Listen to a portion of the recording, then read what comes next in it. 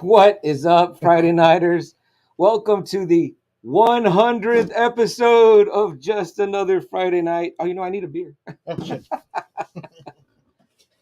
Yes, that's right, guys. We made it to episode 100. Man, all the way from 100. Yeah. Can you guys hear me in this? Probably not, right? I mean, we don't want to bury the lead what we're going to be talking about today, but I guess here we are, It's right? kind of obvious. So, hey, you're not. I'm not going to be a Mandalorian anymore, right? Damn, nope, damn it! Nope. You're gonna have to go to the springs. Have to go to the springs. Okay, well, you got to do what you got to do, right? This is the way. This is the way. All right, guys. Well, welcome to episode 100. There's no way I was going to wear that the entire time. I was incredibly sweaty in there. So, but we were about to toast to episode 100. There we go. Double A, here's to you, sir. And all of you. Double A got me hooked on his new shtick here, the Modelo. Thanks to Chileta, Ruben. Lime Iso, yes. Ruben Ortega, friend of the podcast and Friday Nighter. We love having him there, man. Yeah, man, 100. Fuck. It's crazy, right? 100, man. When we started this almost 2 years ago already, I mean, we didn't know how far this thing was going to go, but, we're like, let's just keep pushing. Let's just keep doing it until, we decide not to. Yeah, or we were like, if one of us just gets tired of it or bored with it, or, we started it because of the pandemic and, in a way. Really even that. It was just something that me and CM really wanted to do. I mean, we were both really, really in bad shape 2 years ago. Yeah, seriously. I mean, we were both frustrated with a lot of the shit that was going on in our work lives, so. Yeah. And so we're like, you know what, let's just do this. Let's just get together, one day of the week and, have some beers and kind of forget about the fucking work week and our, other problems, and let's just enjoy. Let's just get together, let's talk about the shit that we like. And we find an audience, badass. If we don't, we're going to keep doing it. I remember he was like, even if we don't get, even if we have one fan, we'll still do it. If we don't have anyone, we'll still do it.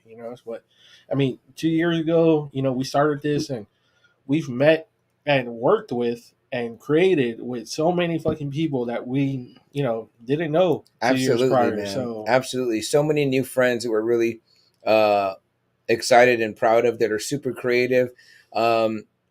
They can so talented, do way more stuff than I know I could ever do. One of them in the house right now, Chris Rizzo. Here, Rizzo says, "Wow, congrats, dudes!" Or "Woo, congrats, dudes!" Riz, thank you so much for being here, man. If you guys know, Chris Rizzo created a amazing shirt for us. The Alamo City shirt looks just like the Sin City cover where we get our name from. We have told the story before. Like Double A said, why we kind of started the show, and part of it came from a conversation we had with the great Mario Delgado at his shop, and in the wake of his mother passing, and just seeing how much we've always known him and looked up to him as a friend and as a professional in the business world of comics. And we were like, man, we need to find what is our creative thing, what is our like niche or whatever, outlet, something. Yeah, and we think this was it. Kara says, "Charlie, you never look better." I don't disagree with you, Kara, because that helmet is fucking That sweet. helmet will make anyone look better. Yeah. Rizzo says, "Am I on the right one this time?" Yes, Rizzo, you are. We can see your name and your lovely photo. Again, I want to apologize for this last week. I wasn't sure if it was your daughter or your wife, but it's your daughter, Aubrey. Happy birthday to her. We hope she had a great one. It looked like she did. He says, but you sound just like Din Djarin. That's what I was going for. Jason in the house says, "What's up, bros?" What's up, Jason, I did not forget the beer, my friend, as you always remind me. I hope you're having a big, tall, big red alongside with the Red Hulk. Man, because we appreciate all your support all these episodes later. Jason, I know you went from being a fan of Mario and his shop to watching our show with us almost every Friday, sometimes on the different days, and yeah, man, we really appreciate that, man. And you've always kept me on my toes for sure when we're not there, reminded me to bring the beer and then showing up, so greatly appreciated, man. And it wouldn't be possible, right, Double A, without the Friday Night Faithful. No, you guys, you are the Friday Nighters. You are the Friday Night Faithful.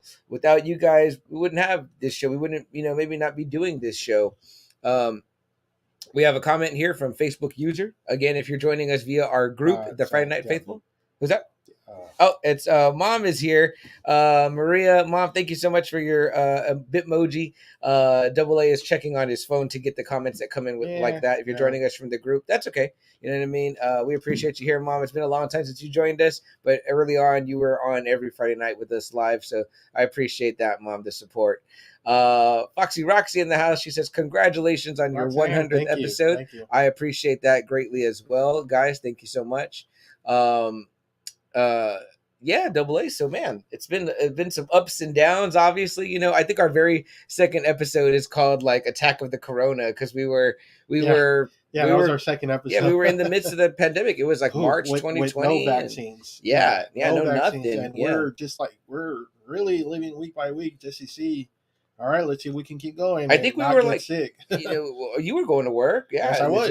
I was considered essential. The word of the year for 2020. I was at home. Yeah, I was at home, and I think we were really only seeing each other. That was kind of like our only like outlet Friday night. You know what I mean? Corey in the house says, congratulations, and without spoiling, how'd y'all like the ending of Book of Boba Fett? We are going to talk all about Book of Boba Fett tonight. You see it scrolling at the bottom there, Corey. We certainly want to get into that. We're saving it for a little bit here because we want to talk. We got our buddy here in the back, Grogu, and we want to talk a little bit about some other things that happened in the world of pop culture this week, but as well as appreciating these kudos people are posting. Roxanne also says, happy Valentine's Day weekend. Happy Valentine's Day to you, Rox, to you, and John, and your Valentine, and happy Valentine's Day to my girlfriend, longtime girlfriend, 9 years, Jessica, co-created our logo. Happy Valentine's Day to you, hon. I'll see you in a little bit. So yeah. Let me see here what I got going on. Double A, what else happened in the world of pop culture this week? We posted a couple things in our Facebook group, Friday Night Faithful. So one of them that you're excited about, I'm sure a lot of other people are excited about, was the Futurama coming back. Absolutely, man. 20 episodes. Yeah, that's always been kind of like a hit, a cult classic. Yeah, for a lot of people. One of my major loves is Futurama. I'm a huge proponent for it, a huge fan of it. I love The Simpsons, and I love, Futurama, maybe, right up there alongside it easily. So to hear that 20 new episodes are going to come out on Hulu, super exciting. I did read that they hadn't locked down all the voices yet, which is kind of like, you got to get, one of the main ones they hadn't got yet was Bender. And I'm like, oh man, you got to get Bender. You know what I mean? Like, he's definitely, as you said, though, like an essential worker. So, it's, I can't wait. I mean, I'll be watching on your Hulu. Sorry. No. But and then you kind of gave us a trailer for Jurassic Dominion. Yeah, Jurassic World Dominion. Jurassic I think it's World Dominion, which this time it's like it's like everybody. This is like the No Way Home for Jurassic Park franchise. Mm-hmm. They got Alan Grant, Sam Neill back. They got Laura Dern back. They got Jeff Goldblum, Chris Pratt, Bryce Dallas Howard. So now it's kind of like the No Way Home. The world's mixing, right? Jurassic World. So. Yeah, so I'm looking forward to that. It looked neat. It looks kind of like maybe they've been living with the dinosaurs for a while. I don't know how, but yeah. And like the cold too, like they're in the winter, and I was like, did these? But I guess if they're kind of reptilian, I guess. But yeah, but I mean, it looks like you can't even fly the plane because you're gonna get attacked, and I don't know how you can do any shipping work because there's a big fucking alligator in the ocean. I would imagine the world where a world where there's dinosaurs running is a post-apocalyptic world. I'm like, how are we managing? And they're out there, they're breeding. There's T-Rexes, there's raptors that are meat eaters. It's kind of like, oh fuck. It sounds fucking terrifying. Definitely, I would say maybe more terrifying than like Planet of the Apes, like that future. I'm like, at least those apes are sentient, for the most part, and in the old movies and the new ones, they communicate their own. But until they get there. Either way, it sounds fucking horrible to me. I don't want the raptor. I saw this great thing, Double A. It's supposed to be for a kid's room, but I'm like, why the fuck would you? That's terrifying. And it's like one of those. It's like 3 pieces. You hang it up, and it's like the 2 raptor hands and the raptor head coming through the wall. Oh. And I'm like, but it looks neat because it looks like it's coming out of your wall. But I'm like, if I walk by that every day, I would fucking piss myself seeing that. So I'm like, no, thank you. With it being Valentine's Day weekend, of course, it's also Super Bowl Sunday. Big game finally hitting up. Man, we are super pumped up. Yeah, we got asked a little bit last week about our picks. We decided to have them hang out here in the back. I think we agree on this, right? who we're Yes. picking. Yeah, that's what I'm going for. There you go, right there, and it's on a can of Bud Light. Double A has a very nice collection of these or whatever. So Yeah, it was when it went on sale for there you Bud go. Light. Taking a nap. Yeah. Well, how much was that? Was it? It was like $30 or something. So it's like like a little bit, like a little less than $1 a team, right? Yeah. So I mean, it was kind of like, oh shit, but it was cool, and I got a lot of cans. I gave out a lot of them, you know. Yeah, Double A gave me the Patriots one I have, and then he in light of Tom's decision when he made it, he gave me the Buccaneers one as well. So what about that news? That happened, right? Double A, Yeah. the greatest probably to ever do it is walking away. Yeah, which is weird because it was breaking news. Then he said no, but then he said it the next day. Yeah, he was like, wait, which I mean, anyone that believed it, if it's not coming from him, the guy is pretty active on social media, whatever. He also just kind of released his own brand, that Brady brand. That's right. So it's like, I guess it's like athletic gear and things like that. I looked at the prices; they were out of my price range. So, here we go, and here's a gentleman we all know and love from the last scene on episode 75, 25 episodes ago. Boy Ayala in the house, who says, of course, "Hello, ladies. What's up, boy?" And he also says, "I'm finally here. We appreciate you being here, brother. It's about damn time." Rizzo also says, "Who dey?" Yeah, that's the other Roxanne one. says, "How did the prehistoric alligator get in the ocean? That didn't make sense." I thought they were freshwater, hybrid. Yeah, freshwater animals. Remember that fucking doctor's just like playing Dr. Moreau and just like hybriding, and all these fucking dinosaurs. That guy's back too, right? They keep showing him. He kind of became a villain. I'm like, how the fuck is he still alive? This is the guy that keeps like mixing dinosaur DNAs. He's the one that obviously didn't know that a frog can turn itself into a female. Yeah. You know, when they injected it in the first movie, I was like, man, this guy goes from being like your nice scientist to this like the prime villain of the Jurassic Park world, you know? Fucking stupid. Corey also says, if you play Jurassic World, a live game, looks like they're going to bring in some hybrid dinos you can make in that game. Oh, that's pretty sweet. I know that game was pretty popular, kind of like one of the real world games where you're a geneticist. pointing the camera, right? Yeah, that's as close as I'll ever get to being a geneticist. Boy, you're here. Let's get your pick for Super Bowl Sunday. The other big sports guy, for sure, from our greatest NBA players episode 75, him, and of course Jack Daney, Gentleman Jack, who did a couple episodes here also with Double A, and was on one of our 80s cartoon episodes. That's for sure. That's right. Riz also says, I like Joe Burrow since the season he won back at LSU. Oh, yeah, very nice. Yeah. And he also says, I can try to make you some bootleg stuff, CM. Let's not keep that on the down low. Riz, I sent you a little hot link there in your messenger. Check it out. Let me know if that works for you. Also, he says, that's who that was. I didn't recognize. Yeah, they made him kind of with longer hair, but it's like that guy's been like, I was like, oh, they brought that guy back to be a bad guy. Boy also says, happy 100th anniversary, guys. Thank you so much, boy. We appreciate it. 100 episodes, man. I knew we would get here. We never took a week off really till 2 weeks ago. You know what I mean? Like we always did even a 30-minute episode, a one-off.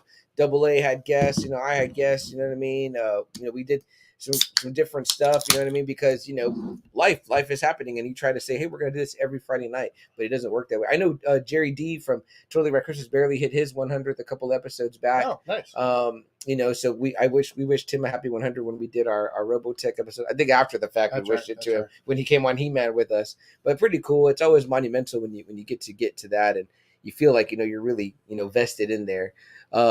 Boy also says, I'm going with the Bengals. I told you guys last year that Burrow and Herbert from the Chargers were the real deal, so not surprised that Burrow is in the Super Bowl. Absolutely, man. Absolutely. I got to say, the guy looks like he's going to be an up-and-coming young gun. I hope so. I really do, because I know there's some guys that pop and then go away. Like, man, Russell Wilson, it looked like, I'm not saying Russell Wilson is still great, and if the Cowboys would get him, I'd be like, sure. Oh shit, like holy fuck. But it seemed like those early years he went to like 2 Super Bowls, and then kind of like you haven't really heard from him. But I know it's not his fault. The Seattle Seahawks, for whatever reason, just blew up that whole team. Yeah, and never really got anyone. Got rid of Jimmy Graham. They got rid of Sherman. Everybody. I was like, what are you doing? And so I was kind of like, oh damn. So they never really built anyone around Russell. Yeah, that was like a pretty tight little squad they had. I mean, like you felt like they could have gone again. But you never really heard from him again. It's kind of like when Marino went to the Super Bowl his second year. You're probably thinking, oh man, he's going to get back there, and never went back again. It was tough. could thank Jim Kelly for a lot of He those can too. shit 4 years in a row for him. Yep. Going to Yep. the Super Bowl. I started to watch the doc on Disney. That's good. Is it You good? need to finish it. Okay. That's a really Well, good doc. I was really invested in the beginning, and I was like, I gotta finish this, but man, I was like, so many memories watching that team. You forget how fucking Good that they team. were. I mean, from the coaches to Jim Kelly to Thurman Thomas to Andre Reed, to the deep Bruce Smith. Man, Bruce Smith was a fucking monster Oh, yeah. on defense. Oh, I mean, yeah. Golly, that classic blue, the classic red. I mean, golly, Yeah. what a fucking team that was. It looked really rad, man. And they look like, your classic old school football guys. Yep. Not the football that people say now it's soft football. I was like, that shit did not look like that. It looked pretty rough. No huddle offense. Oh, yeah. Man, that was fast. Man, man. I was like, holy shit, this is really good. I got like not that far back. I was like, I gotta finish this. It's so good. At one time, that was his guy, his quarterback, the first number 12 for CM here. Yep. So, man, I always tell people the second greatest quarterback of all time. I still don't really know a Buffalo Bill fan, so I was like, wow. Yeah. To this day, if I play you in NES on Super Tech Mobile on the NES, I will pick the Bills. And then, man, I promise. In that years, too? Yeah. Shit. I promise I'll get some TDs on your ass for sure. You can even get Bo Jackson. I'll let you have Bo Jackson because Thurman Thomas is still the shit on that game. Thurman Thomas was the fucking shit, man. Man, I remember it was always like him, Emmett, and Barry Sanders always going for that fucking rushing title. Yeah, absolutely. Absolutely. Corey says, y'all got to remember, LA picked up Miller from the Broncos. Oh, Von Miller. Yeah, Von Miller. Oh, Von Miller. Yeah, though he came not in his prime. And there was no stranger. Yeah, no, absolutely. No, with him and I forget who the other guy, Donald. Mm-hmm. That's a fucking bad defense. That's a badass defense that the Rams have. So. And Stafford, the pickup of Stafford too. That we obviously they built something in there. First year in the Rams, and he takes them to the Super Bowl. And what's his name? We talked about last week, the receiver Cooper. Oh, Cooper, man, oh man, that guy's no slouch, man. Their defense better be really ready. I have high expectations for. I'm hoping for a Chiefs Bills style game. Because I'll watch that shit all day. Oh, man, I hope so. That was great. Boy says he watched the All Madden, Dr. John Madden one. Did you see that one? I haven't seen it That's yet. A good one, too. Where's that one streaming? That one's on Peacock. Okay. I was surprised that Bills one came out on Disney, right? Like I know, but they're bringing out more ESPN 30 for 30. That's great. I love the 30 for 30s. We all say that they're all good. They're great. They're great. Boy says Bills were definitely the team of the AFC back in the day. No doubt. He goes, but people forget that the Bengals were big in the 80s, too. I think the Bengals went twice. The Boomer years, right? Boomer Esiason, yeah, for Chris sure. Collinsworth played in one of them, and then Boomer played in the other. And the Niners stopped them from one. I know that, right? Two of them, yeah. So that's tough. And now, look, this is really cool. We got a special guest in the house, so let's bring him in to say hello. What's up, guys? What is up, my guy? What's up, man? How you doing? Doing good, brother. Congratulations. How you doing? Oh, thank you, man. Thank you. We appreciate you. Sorry, I hope you don't sound low. If anybody out there can tell us if Chris sounds low, that might be because of us. Because your voice comes out the speaker in our on our laptop. Yeah. Check one to Albuquerque. What's that? I'm just testing the mic. Oh yeah, exactly. I know, right? See, how you doing, brother? Doing cool, man. I'm just drawing a little bit and watching you guys and just hanging. We appreciate it, man. The last couple of Fridays you've been busy. You're always out to dinner and out doing stuff. Yeah, I know. Yeah. It's been a lot of fun. My daughter's birthday. I mean, it was basically like a whole week, just doing stuff with her. And I don't know. She's been really fun. Really fun. Great, man. Great. Hey, and congrats on your first episode with Joe and Lucky. You did great, man. You guys talking Cobra Kai. We barely got to do ours last week. Yeah, that was pretty cool. I was like, when I was watching, I was like trying to chime in with like stuff that I didn't really get to mention, So I was like, it was pretty cool to kind of revisit that watching your guys' show. Yeah, man, we appreciate it. You guys are pretty Johnny Lawrence heavy. You are pretty Eagle Fang over there, man. We didn't like the LaRusso hate. We weren't feeling that. Yeah, well, definitely. Growing up, you didn't really realize, a lot of the stuff that was going on. But when you kind of got his backstory, you just kind of want to root for the guy too, Yeah, for sure, man. Definitely. I definitely like when Johnny has these moments of like, I guess, kind of that little boy lost, you know what I mean? That we know that he was, but sometimes, like we talked about in our episode, his training montage, he just decides to like kick some guy's beach ball, smash another guy's scooter. I'm like, why are you just being an asshole? Right. I want to root for you and you and Miguel's mom, and like, realize that you've changed somewhat. Obviously the the him and Robbie relationship. I want to see like fruit come out of that, because dude, that speech Robbie gave him at the end, man, it was just so heartfelt. Where he's just like, I'm tired of hating you. I was like, or blaming you. I was like, damn, man, that Right. shit was deep. That shit And was then deep. right after that, he's like, "Yeah, I'll be right back. I'm gonna go to Mexico. Go look for Miguel." So like, you stay here, or like, what's gonna happen with that? Well, Riz, this is your very first time on our show, man. So we want to say welcome, and we've tried to get you before. We knew you had to get with Lucky first, because y'all go way back, and we love that the little community we all have. If you guys don't Yeah. know, Chris Rizzo is an amazing artist. He created our awesome shirt, the Alamo City shirt. Where you've got the silhouette of me or Double A. You can get either one of those right now at threelegedrabbit.com. Right. Go pick one up. You can get either the Double A or the me version, or do the smart thing and buy both, so you can have Get both. one for Saturday, one for Sunday. But Riz, plug your group, man. The amazing, incredible comics and more, dude. You just hit an anniversary, 6 years, is that right? Yeah, 6 years is crazy. I did it at a time where I was kind of in between jobs and didn't really know what path I wanted to take. And it just kind of happened to be like, hey, I was in this comic book group. It was really big. It was really hard for people to buy stuff, people to sell stuff. People were getting yelled at for like being new at it and stuff. And I Yeah. was like, this is kind of lame, like everybody's trying to, just share their comics and stuff. And I figured, hey, maybe I'll make my own group, And I made some friends through that other group and just kind of built it from there. And right away, we hit like 1,000 people, like in like a couple months. And I was like, wow, this is crazy.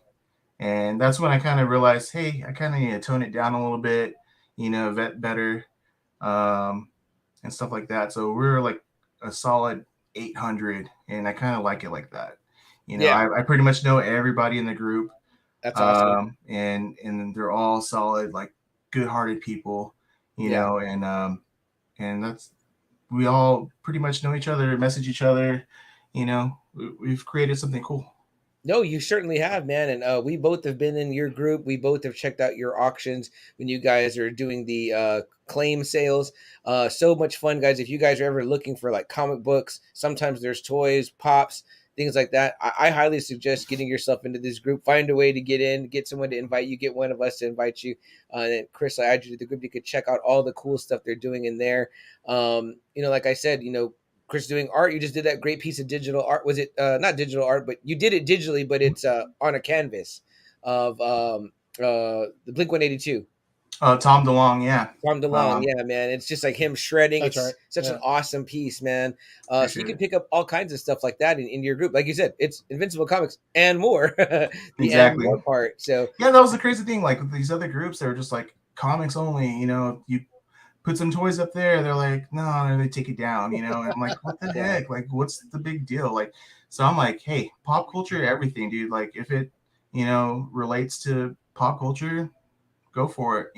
Just don't be a jerk and like not right. send people their stuff, and like, Oh, I know. just make it clear, make your pictures good so people know what they're getting, and if you have questions, ask them, answer them, whatever, just Yeah. be cool about it. That's how Yeah. like we initially met, man. And we met like one of my first times like outside my job, and you brought me some stuff that I bought from you, and I was like this is really cool. Like I did, and I felt like weird because I was like I never bought anything like this before, like where you got to meet up with someone and all that, and it's like you're coming to Right. my work, and I'm like, and then Chris is like also a giant, and I'm like a small guy, so I was like he might just kill me, who knows. But dude, you were so nice and so friendly, and you were like, I have my kid in the car, man. I can't stay. And I was like, oh, that's cool, dude. Like, go. So it was a great first meeting. And then you came out for my birthday. That was really, really rad of you. And you sent me A lot of something fun. really cool in the mail, the great poster we have of the Alamo City again, the shirt, but in poster form, man, which I adore, man. It's so cool. Like right where our name comes from, just another Saturday night, the Sin City comic, to to your art, man, which is amazing, dude. So what's coming up next for you, Chris? What do you got coming up? Well, right now I'm actually working on another shirt for you guys. Oh Oh, shit! okay, okay. And also, it's also going to be for not now watch this. Oh, now So watch this. No, it's gonna be like a community shirt, like podcasters kind of I shirt. love it, man. I Nice, can't wait to see. I know you showed nice. me a little tiny preview, and I was like, "What is this?" But I don't think Double A knew about any of No, this, so this is no, this is breaking breaking news. news No, for me. So Yeah, yeah, I mentioned it a little bit. I think on the now watch this with Lucky and Joe. Um, but yeah, I just kind of teased it a little bit. Just said, hey, I'm working on something for you guys. So nice. yeah, man. um, We can't wait. yeah, because I met you guys. Well, I didn't meet you guys yet, but what I mean is I found out about your show through Lucky. Um, you guys were going to be doing that Toys for Tots, and I was like, yeah, me Right. too. So y'all had shown up there, and then I think I probably went in after you guys. So Yeah, it's kind of like, yeah.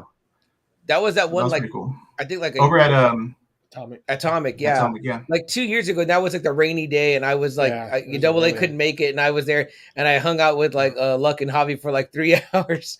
yeah. And like I remember, like they were like, it's super weirded out because my girlfriend took a nap in her truck or whatever. They were like, "Your girlfriend's out there." I was like, we talked about it, and she's like, "I'm just gonna She's take a nap." fine. She's Yeah, fine. she starts taking a nap, and then that's it. She's napping. You know what I mean? So, but yeah, man. Well, we can't thank you enough, Riz, for the shirt designs, man. The work you're doing now. You briefly teased on Now Watch This, which in many ways Now Watch This is kind of like mine and Double A's like a child, because Joe always says how they were born out of them hooking up Lucky and Joe. Yeah, they did hook up Yeah, on yeah. that casting couch, that leather couch. I'll I bet, man. I'll I seen bet. it. Luck had you in the love nest, huh? But those are great I guys, was like, man. you better Lysol this before. It's not COVID you got to worry about. They got a whole nother world of stuff going on there.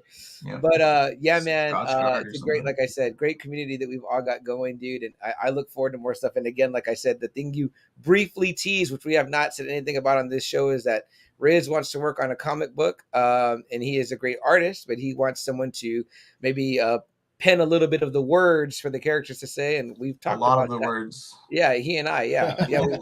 We've talked about that. So I'm hopefully going to get to doing that. I've never done anything like that, but I would love to do that. My dream is to see my name in a comic book, so I can't wait. That first page you sent me though was fantastic. So I Thank think you. it's exactly what I was looking for, and definitely got my creative juices going too. So Yeah. And I've been feeling the itch, the writing itch, like the last like few days. It takes, and I know we talked about this art wise, but it takes that way for yeah, art as well, for writing as well. And I've had it, so I need to sit down and do something with it. and I'm trying to learn how to draw now. So There you go. I The Nice. need to learn how Marvel to way. Yeah, draw yeah. the Really, right the way. only good way to draw is the Marvel way. You know. Well, there's another good way to draw. This guy here, Shelby Oh yeah, Robertson. I've yeah. been Shout out. posting a lot about him. He's 94, got right? 94. This Rage Tality War is a new book that's coming out. If you guys go to Indiegogo, you can see his campaign, and he's close to hitting 500 backers, and that's kind of the goal. Yeah. Like now, Awesome. that's like the new goal. Before it was like 150, I think. So just hitting those marks. Yeah, everything has been unlocked as far as the freebie stuff. So just go in and buy a book, and you get all those freebies. Like it's amazing what he's doing for this campaign. He actually didn't expect the response that he's getting. So this is probably the only chance you're going to get all this stuff in one campaign, with one book, because he definitely front loaded it a lot, and he's gotten a lot of support and stuff. And I like to see him get even more. So that'd be Yeah, cool. man. I want to go out there and pick up a copy. Some of the art's really great. It's really reminiscent to me of the old Image stuff, like when yeah. Image first came Okay. out. That's where he started. He worked for Really? Image, yeah, Oh, shit. and back in '94, I think. Wow. So Okay. that's what Hence this book's. 94. Yeah, it's kind of like his love letter to '90s comics. Wow. Okay. Oh man, I love that. It's got the classic hot chicks. It's got the big muscular guys. A lot of the Yeah. humor and kind of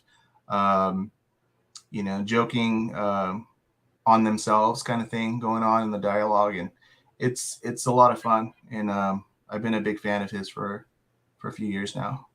I love it, man. Big guns, big pecs, big boobs. I'm there for it. You know what I mean? Hey, Riz, well, we appreciate you coming out, man, to say hi and Yeah, say thanks, hello. The Rich. well wishes, dude. It really means a lot to us. We can now say we've had you on our show, just like Now Watch This. They were holding that over us, lording it over us, how much better they were than us. So now we're like even now. Well, I've been trying, like, my goal for this year is to kind of be more out there, be more available, and I've been kind of like a Jack Kirby, kind of just sitting in the background, just doing work. That's cool. you know, um, but nobody's gonna find out about what we're doing and stuff like that unless we get out there. So I'm Don't definitely worry, I'll doing that drag you now. out there when we get it Yeah, done. I'll drag you out there. I set up a StreamYard.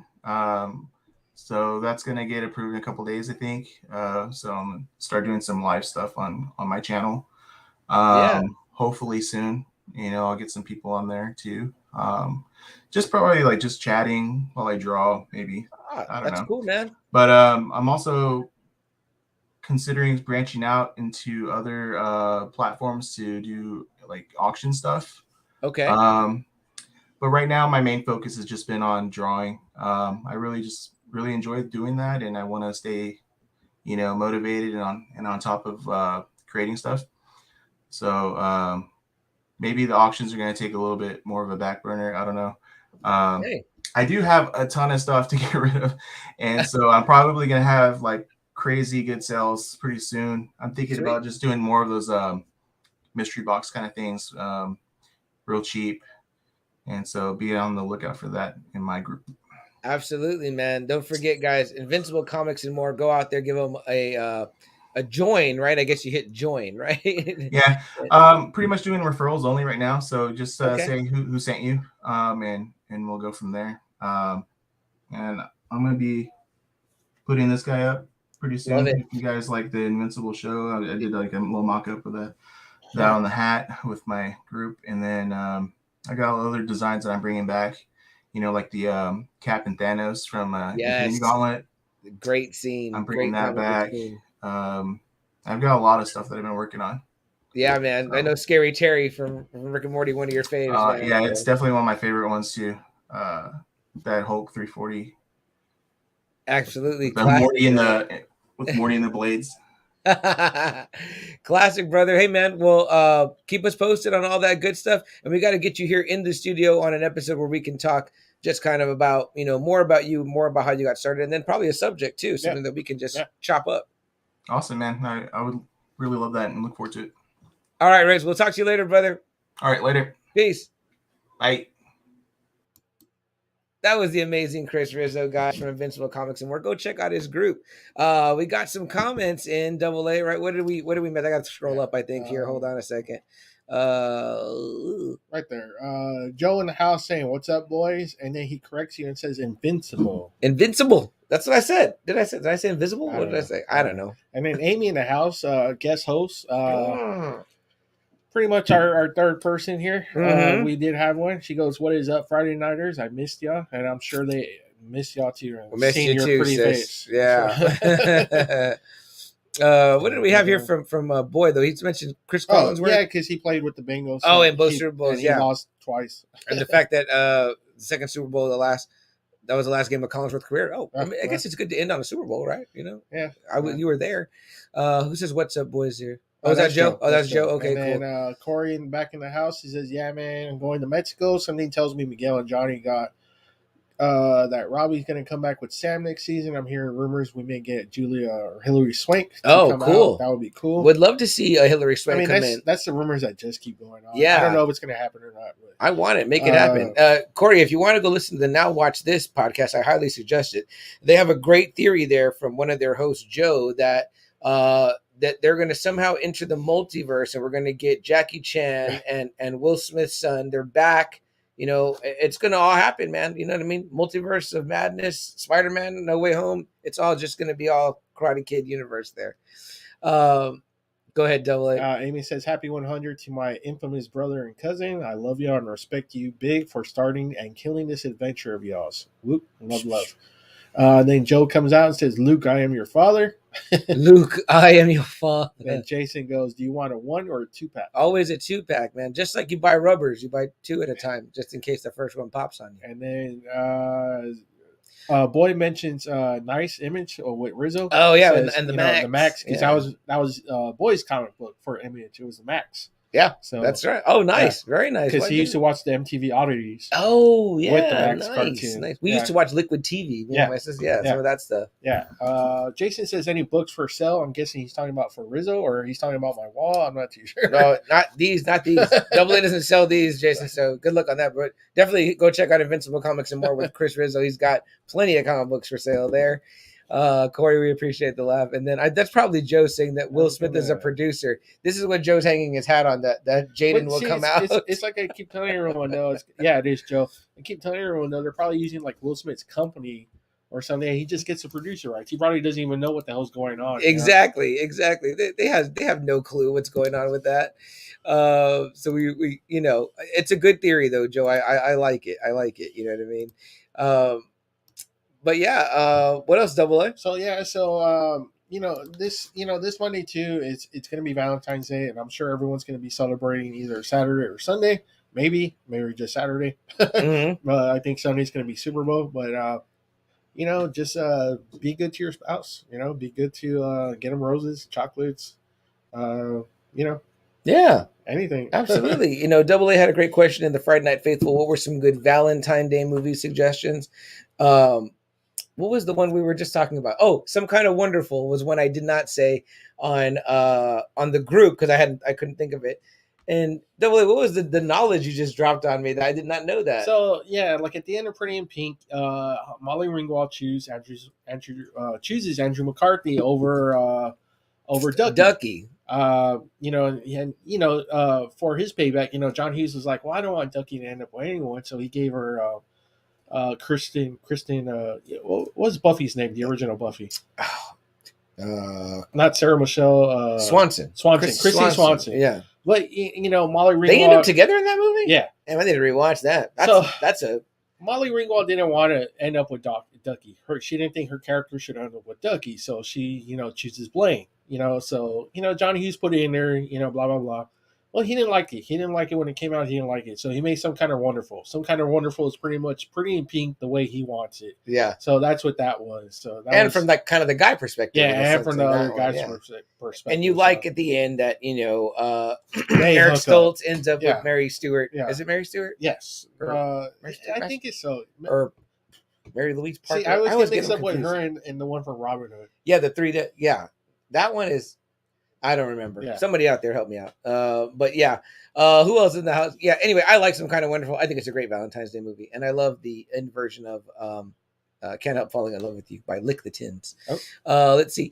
Jack is in the house joining us via Facebook. Jack, a multi-time host here on Just Another Friday Night, co-host. Jack, I was going to send you a link to pop in live, but I think I only am able to do it through Facebook, so my bad. But anyway, we appreciate being here via Facebook. And you feel like drinking a beer in our honor, well, go ahead and do it. Here, we'll toast to that. I'm about to hit my third in here in a second. This is my third. Which, by the way, Riz, we got to get out together again for another in-person beer, brother. Let me know. Riz says, check out Shelby's book and get yours at igg.me/@/rage war. I'm definitely going to check that out for sure. Corey says, I don't know about Jaden. That kid is, special, but Jackie coming in would be fun and cool. I saw that Karate Kid, and that's actually not a bad movie. That's actually a really good movie. That wasn't bad. So. Yeah, there's really beautiful scenes in it. I think, too. The movie looks like sweet. It looks really good. Yeah. And it made a shitload of money, so. I think this is Joe. So am I correct? Joe. I cross worlds and bring in Show Enough. Okay, not bad. Joe, don't forget when I wrote for you and Lucky the how we have the Die Hard world and the Lethal Weapon world tied together. I tied them together. I was like, you know what? We should just make a whole 80s multiverse, right? Where the whole 80s is tied together. I'm telling you, right? We're like, what's going on? Because McClane. They mentioned Rocky in Cobra Kai, right? But imagine if in the Karate Kid world that like Rocky was a real fighter. You could have that happen, right? Joe, I think you're joining us through the group because we can't see your name in the StreamYard, but Double A is able to check his phone. Jason says on the wall. Yeah, good luck with that, Jason. If Double A sells something off this wall, I'll eat my Mando helmet. Painkiller now, boy Painkiller says, "Hey, Double A and Sipcheck, give me a beer." You sound like Georgie now, boy. Give me a Bud Light. Classic '80s movie for sure. Riz says Christy Swanson. He says he also loved her in Buffy. So hot, no doubt there. Painkiller Boy also says some kind of wonderful. Yeah, that's a good movie, man. And then yeah, that's Jack. We can see you perfectly that you're via YouTube, so that's good. But no, I was gonna send you like a link to pop in the way we had our friend Rizzo pop in.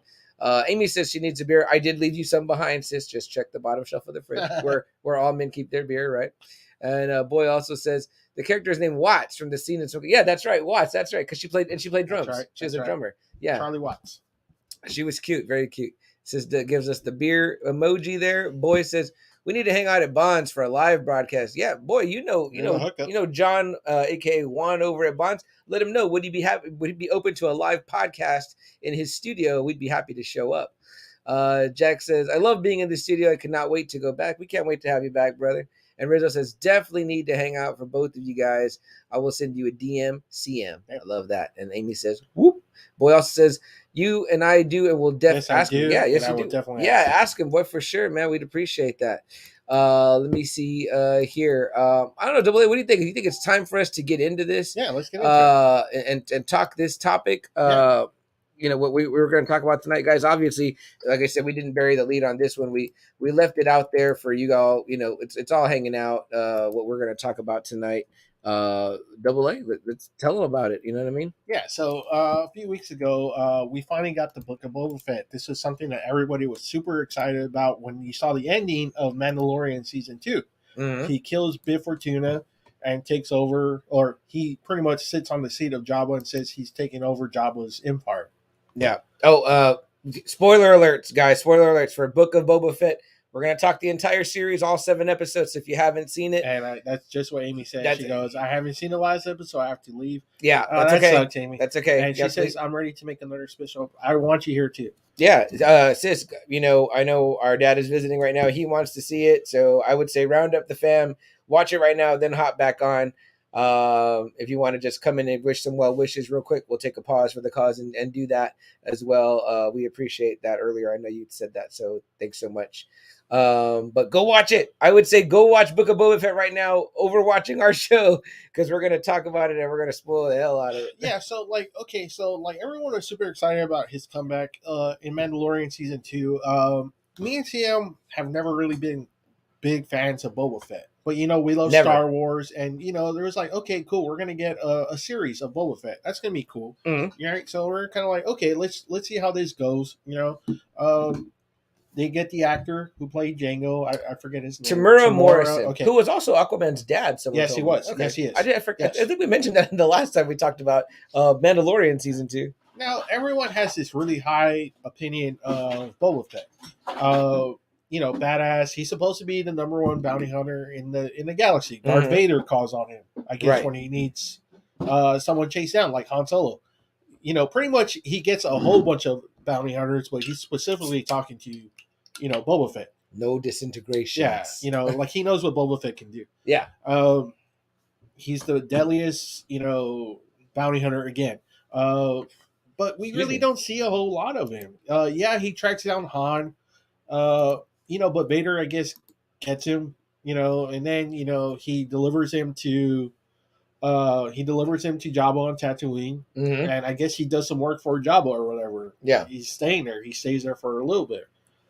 We see him for a little bit, you know, and then he gets kind of blasted away. Well, he's not blasted away, but kind of like his jetpack malfunctions when Han Solo accidentally whacks him with his stick. It's a pretty lackluster end to the character. Is, for a character that's supposed to be this badass, you know, bounty hunter. But again, though, like we'd always kind of seen that, you know, Return of the Jedi, and then it's like, but as we're growing up, like with Star Wars lore, Star Wars is growing, and Clone Wars, there's like this big fan base for Boba, and we're like, and I'm like, that guy. And like I remember like joking with your brother all the time. I would always joke that I was going to buy him a figure of Bosk, because I was like, man, Bosk sucks, right? Like, and I was like, Boba Fett was kind of right in the same category. I'm like, those are just the randos that Vader hired. Like, but why does this? Reason, I guess people took to the costume. The helmet, I think he did look cool. The Mandalorian symbol. Sure. I guess maybe there was mystery to it. Yeah. So, and then you know, the last time we see him, he gets, you know, thrown into that. Well, he, you know, gets hit and then falls into the pit, the Sarlacc pit. Yeah. And that's the last time we think we're ever going to see him, because apparently, you're dying there. You're going into like a stomach or something. Yeah, it's what is I think Pit Fortuna says it like slowly digested over for 1,000 years. Which, I mean, you're not going to live that long, but I mean, right. But I mean, just like what the fuck? Like I was like, okay, you know what I mean? And so I didn't give any second thoughts to fucking Boba Fett. I mean, I was like, all right, cool, that was it. That was kind of funny. A blind Han Solo kind of beat him. That's pretty funny. And the other kind of like later on story was that like he came out in that cartoon holiday special or before holiday. That was his first appearance. The first appearance in between Empire and Jedi. But this is as a cartoon. But that's or whatever. all we knew of him. That's all we ever fucking knew of him, was just like he comes out a little bit in Empire. It looks like he's buddies with Vader, I guess. Yeah, and then you see him with Jabba. And that's about it. So how his fucking lore got built up. Maybe it's the the whole Star Wars universe, the books, stuff like that, the comics that made him a badass, but we didn't read those. We saw his fucking end being whacked by blind Han Solo and being slowly digested. That was it. And we're like, oh, so much for that guy. He got gotten rid of pretty quick, But then we see him in Mandalorian season 2, right? And we're like, holy shit, he made it out, right?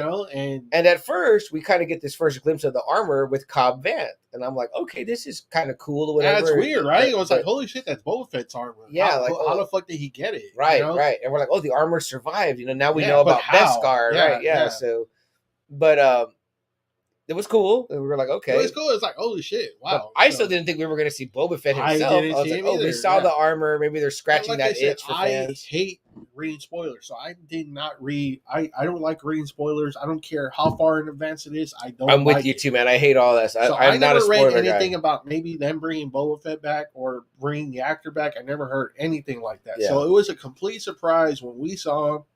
And he's kicking ass. He's helping Mando. Oh, man. And he kicked a lot of ass in that episode. Like, for all the heat that Robert Rodriguez is getting right now, I'm like, I will never forget. I think it's Chapter 9 of Mandalorian Season 2. Something about, like, the package. I forget the name of the episode. No, The Tragedy. I think it's called The Tragedy. Yes. And I was like, this is when I became a Boba Fett fan. And if you go back and watch our episode where we talk about the Mandalorian Season 2, I was like, gushes. I went and bought this fucking shirt. I was like, now I want an action figure of this guy. Yes. And I really dug it too because he looked much better with the black. You know what I mean? Like, number one, he shows up in the robes, right? The Tuscan robes. And which were like, what the fuck?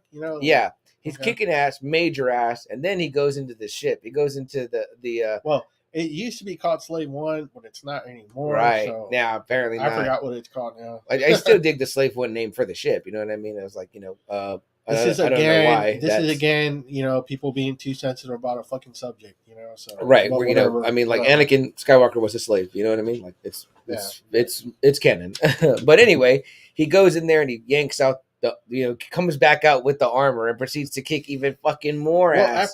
At first, this is where we're kind of like, he's like, you're not Mandalorian, Right. So that's where we get, the hint. Oh shit! So Boba Fett's really not Mandalorian. Yeah. And he's like, it doesn't belong to you. So it's kind of like a true Mandalorian is talking to him, saying that you're not getting your armor back, motherfucker.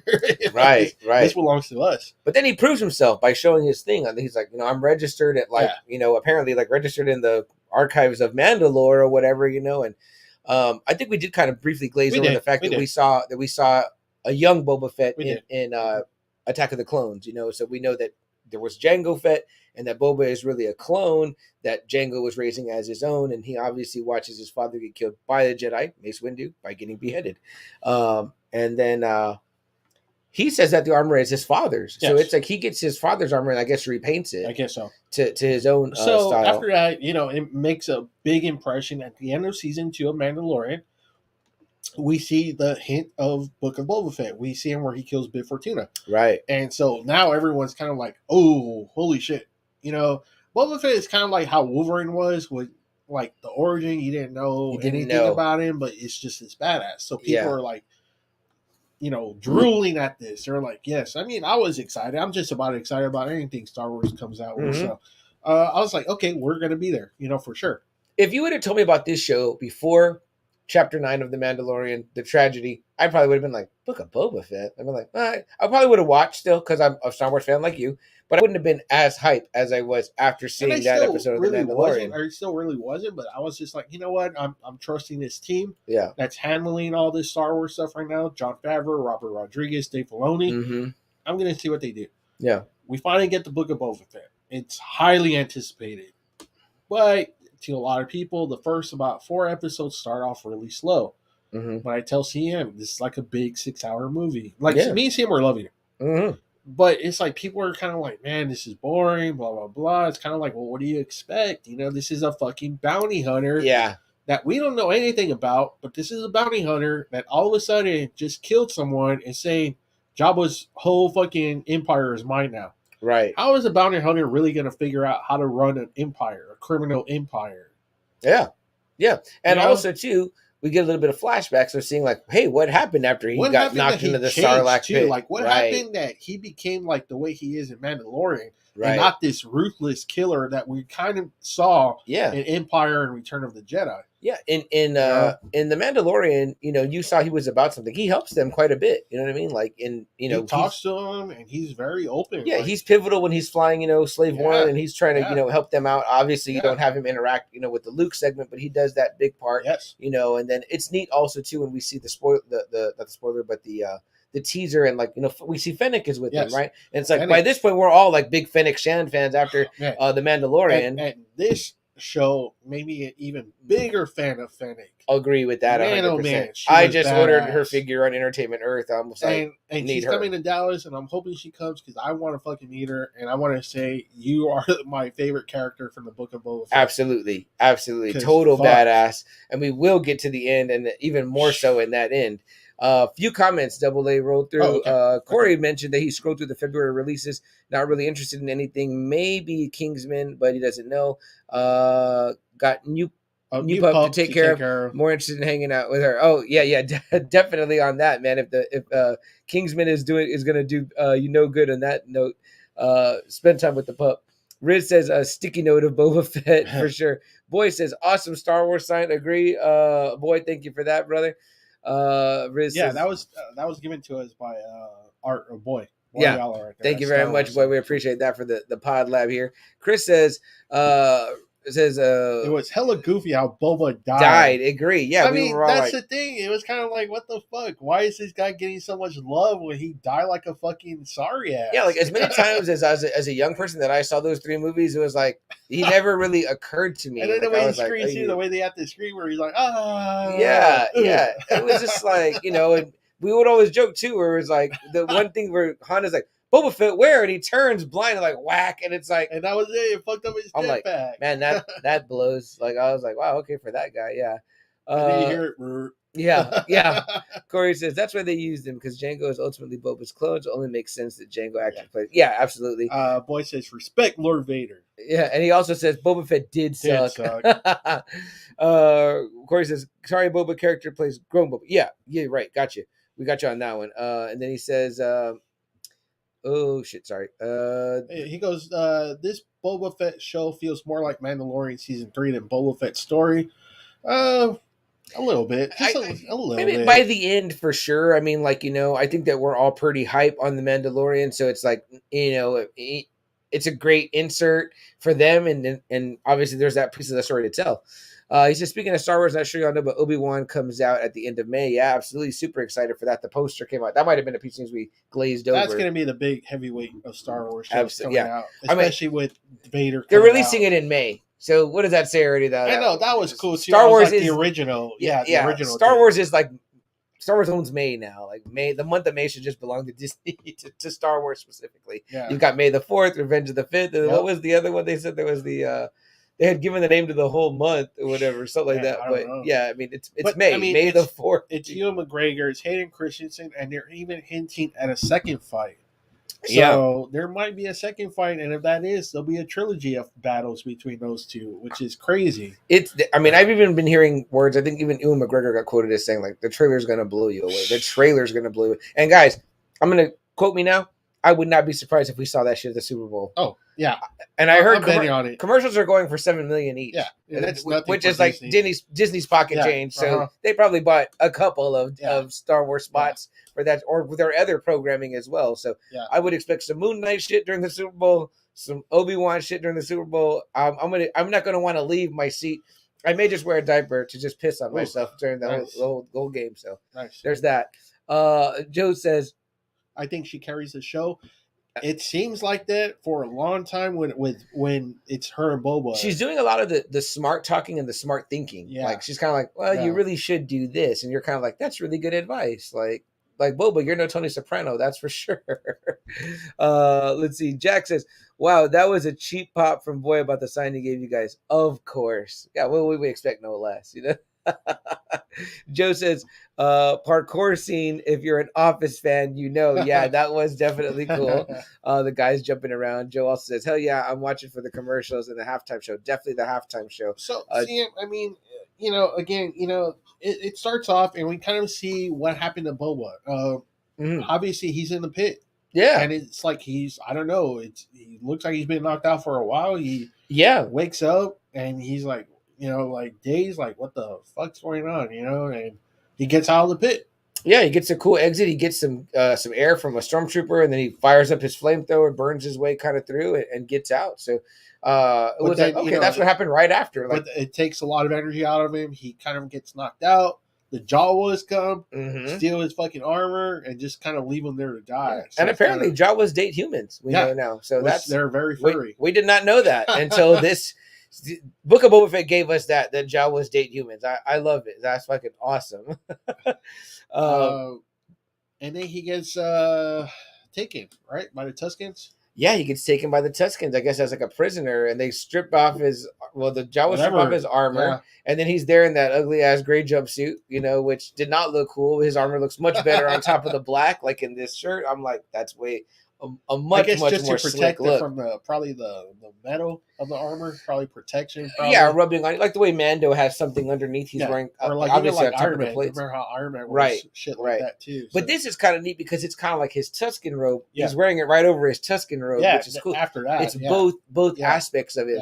Because I'm sure that people after the Mandalorian were wondering, like, why is he using like a Tusken stick? Why is he in these robes? You know what I mean? Which we get that story, we get fleshed out, we get all of that, which I thought was great. But again, Star Wars fans are, again, some of the worst fans ever. It's kind of like, I get that there's a lot of people that say Phantom Menace is the most boring Star Wars movie, but you kind of had to do it that way. You kind of had to show how the Emperor fucking rose into power. I hate to say it, but it's like when you watch other movies, like, even a Marvel movie, and I love all the Marvel movies practically, it's like, but there's a little bit of a formula where it's like quick explanation, action scene, then talking, another brief action scene, then big epic action scene at the end. Yeah. It's like this. I think Robert Rodriguez wasn't doing that. He's like, I'm giving you story. It's going to build to a climax. To a climax that you're all going to love. And of course, Phantom Menace is like, it's like all build up. There are some lightsaber moments, conversations, but to show you what happened, how the fall happened, how the Emperor came into power, all that kind of stuff. Right. How the Sith came into power again. Yeah. So it's kind of like, like, golly, so this was actually pretty cool. So after a while, he kind of gains the Tusken's trust. After being like a prisoner, he helps them out. He kind of saves them. And it's weird, like they make him dig in the sand for like water. Yeah. There's like these fucking like pumpkin kind of like shaped like items that you just dig out of the sand and you can drink them. I was like, whoa, that's kind of weird. I think later he calls it milk. It's like coconut milk. Yeah, he goes, it's really ugly, but you start craving it. The more you drink it. One of my favorite scenes too is like, when he steals the speeder bikes and he's telling him like a banta. Yeah. And then he's like kind of doing like that. I was like, I could just kind of watch that on loop. You know what I mean? Like, like a banta. But I was also a big fan of Zemo dancing. You know what I mean? So that's just me, but yeah. So I was like, oh, this is fine. Like, this is fine. Like, it's cool. I think people want him to be kicking ass, like that episode of The Mandalorian, like the whole 4 first episodes. I'm like, oh, come on. I thought y'all wanted to know what fucking happened to this, your favorite guy. We're getting the story now of what happened after he fell in the Sarlacc pit. And obviously he's very fucked up because he's pretty much in a tank for like almost the whole first 4 episodes. Yeah. Where he's healing from those deep wounds that he got. Which made me wonder, is like Bacta like addicted? Because like he seemed kind of hooked on the bacta tank. I was like, is that shit like opiates or no, what? no. Like, It's just he never got to heal all the way. Okay. Until finally, when he's healed, then he doesn't use it anymore. Okay. You know? And then people were making a good point because they were like, oh, the first time he encountered these like assassins, he kind of got his ass kicked real good. Like, what happened or whatever? Because he kicked the fucking stormtrooper's ass like real bad. Like he was fucking them up, you know? The stormtroopers have never been known to be anything but just extra bodies. I mean, come on. Right, right. And I guess we're supposed to maybe be meant to believe these guys are like better assassins. I mean, like, they weren't outdoing Fennec because she was like, she got her way around. Fennec was great. But yeah, I guess they did kind of kick his ass, and so it was like, okay, but again, we don't know what he's hurt though. Yeah, we don't know what his health condition really is. He still wasn't 100% until like what, episode 3 or 4, something like that. When he's finally like, okay, you're like 100% healed, you know. Absolutely. Let's read a couple of these comments real quick because we got some really rolling in, which is awesome. I dig it. Riz says they should edit the Curb Your Enthusiasm music after he falls in the Starlight Pit. That'd be great. Boy says, shut up, Jack, and get on Facebook. Who the hell is on YouTube? Well, we are right now, actually live as well. So Corey says, there is apparently several Marvel sneak peeks coming out during Super Bowl. Strange multitude Multiverse of Madness. Multitude of Madness would be neat also. Speaking of which, there is some post releases. There may be 3 different Stranges. Okay. Excuse me. I think we got hinted at that a little bit from what we saw at the end of No Way Home. Rizzo says Jawa's got game. Boy also says AA. No, he goes, it is AA when she's talking about episode 1. Oh. He goes, 1 actually do skip. He actually skips episode 1 and 2 and just starts on episode 3. Boy, but you gotta admit you watched Darth Maul versus Obi-Wan and Qui-Gon, right? He says the fight scenes are classic. Yeah, absolutely. That might be, we agree, that might be the best lightsaber duel that's always ever. Been, ever. Yeah. I'm not gonna say that Anakin and Obi-Wan is in a close second, yeah. but damn, man, that Duel of Fates. When I first saw that one, I saw that movie 3 times just for that fight. Yeah, just to see it on the big screen. Yeah, because I was just like blown away. I was like, oh man, I was remembering like some of the moves. I was like, man, then he does that spin, then he fucking kicks him, and he's using the Force. He's kicking, he's using the Force, and he's fighting 2 people. At one time. That shit is like, really fucking awesome, man. I could watch that anytime. That scene. Anytime. Yeah. Let's see. Rizzo. Corey said, "Yeah, Rizzo. From what I hear, we're going to have Strange, Supreme, and a Defender Strange, which apparently we got a split second glimpse at a trailer and didn't realize it. Interesting. To which Rizzo response, "Ooh, interesting." Yeah, which was I was saying myself. Boy also Spurs update. Spurs up 103-87 at the end of the third. Hell yeah, let's go Spurs right there. Let's toast to that though. Here's to the greatest sports franchise in all of sports, the San Antonio Spurs. Rizzo says the Duel of Fates music is amazing. Agreed. That's always been like kind of like the iconic tone for episodes 1 through 3. John Williams just had a birthday, right? Yes. Jerry, I think, posted up for happy birthday, John Williams, man. And then Rizzo says, I played that in the middle school band. Nice. Awesome. There you go. What did you play, Riz? I'm curious.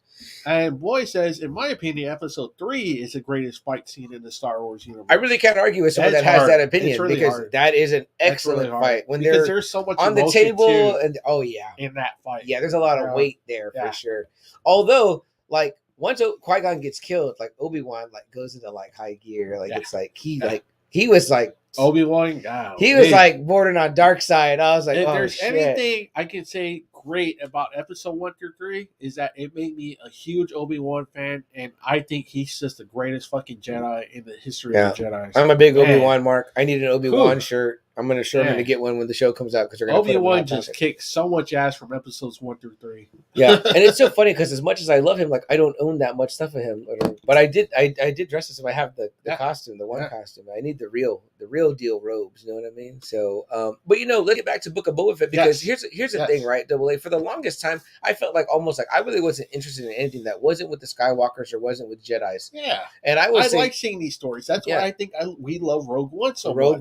Rogue One is really what made me be like, I love more than just that because this Star Wars story is fucking incredible. Yes. And I was like, man, like it was amazing. And the Vader scene was just like fan service. Like it was like fan service, but it needed to be there. But it was perfect, the perfect amount of fan service, and it was the Vader that we'd always wanted to see. But if it would have ended without that scene, I would have still loved Rogue One, especially her and Andor hugging. And the planet being destroyed. That movie is crushing. Dude, when fucking Chirrut Imwe dies, I was like, Yeah. fuck. Yeah. I can't really talk I'm about with that the movie. Force, the Force is with me. I choke up talking about that movie, man. That movie is amazing. I love Rogue One. But that was when I was like, oh, you know, there is other stuff that I will find interested in. Yeah. And then the The Mandalorian, Mandalorian in comes episode out. one, episode Golly. 1 of season 1, I was like, this guy is fucking badass. It's right after Return of the Jedi, and it picks up so much stuff that we always wanted to see what happened. What happened after the fall of the Empire. And what are we seeing, Double A? We're seeing the Western gunfighter walk in the saloon. Yep. And then with that fucking cool, Yep. icy voice, that line, I can bring you in warm, or I can bring you in cold. I was like, oh man. And then he proceeds to whip everybody's ass. I was like, this shit is fucking fantastic. Like, I'm hooked. I'm sold. And I'm like, now I'm like the biggest like Mandalorian mark where I'm like, almost like fuck the Jedi, you know? I mean, I'm like, yeah. It makes me interested in the Mandalore more because of Mandalorian. So. Very much so. Very much so. But yeah, so, you know, we get this whole story. He really starts bonding with the Tusken. I think they said it was like Boba Fett dances with wolves. you know, just bonding with the Tuskens. And, yeah, but it's neat because it does it in a way. I like it. And it kind of... It changes Boba Fett's thinking. It does. Where he becomes like, where he goes from like a ruthless solo bounty hunter, killer, whatever you want to call him, to wanting to be, I guess, part of something. Right. Well, here's another thing, Double A. It's like, almost like us, right? We work for these assholes, and eventually the dream is to be your own boss. And right. That's kind of what he kind of mentions. Well, it's what they do, Double A, is that they take this loner story and this guy that's a loner, his dad, in a sense, brutally murdered in front of his eyes. And then he becomes this, and I know there's, obviously we learned that there's more of a history, and I know the Clone Wars probably has some of that history too. We'll talk about that when we get to the end. But here you also have, he in a sense finds a tribe. Yeah. And of course he's at first just like their prisoner or whatever, but then he's like, I'm going to help these people who essentially saved my life.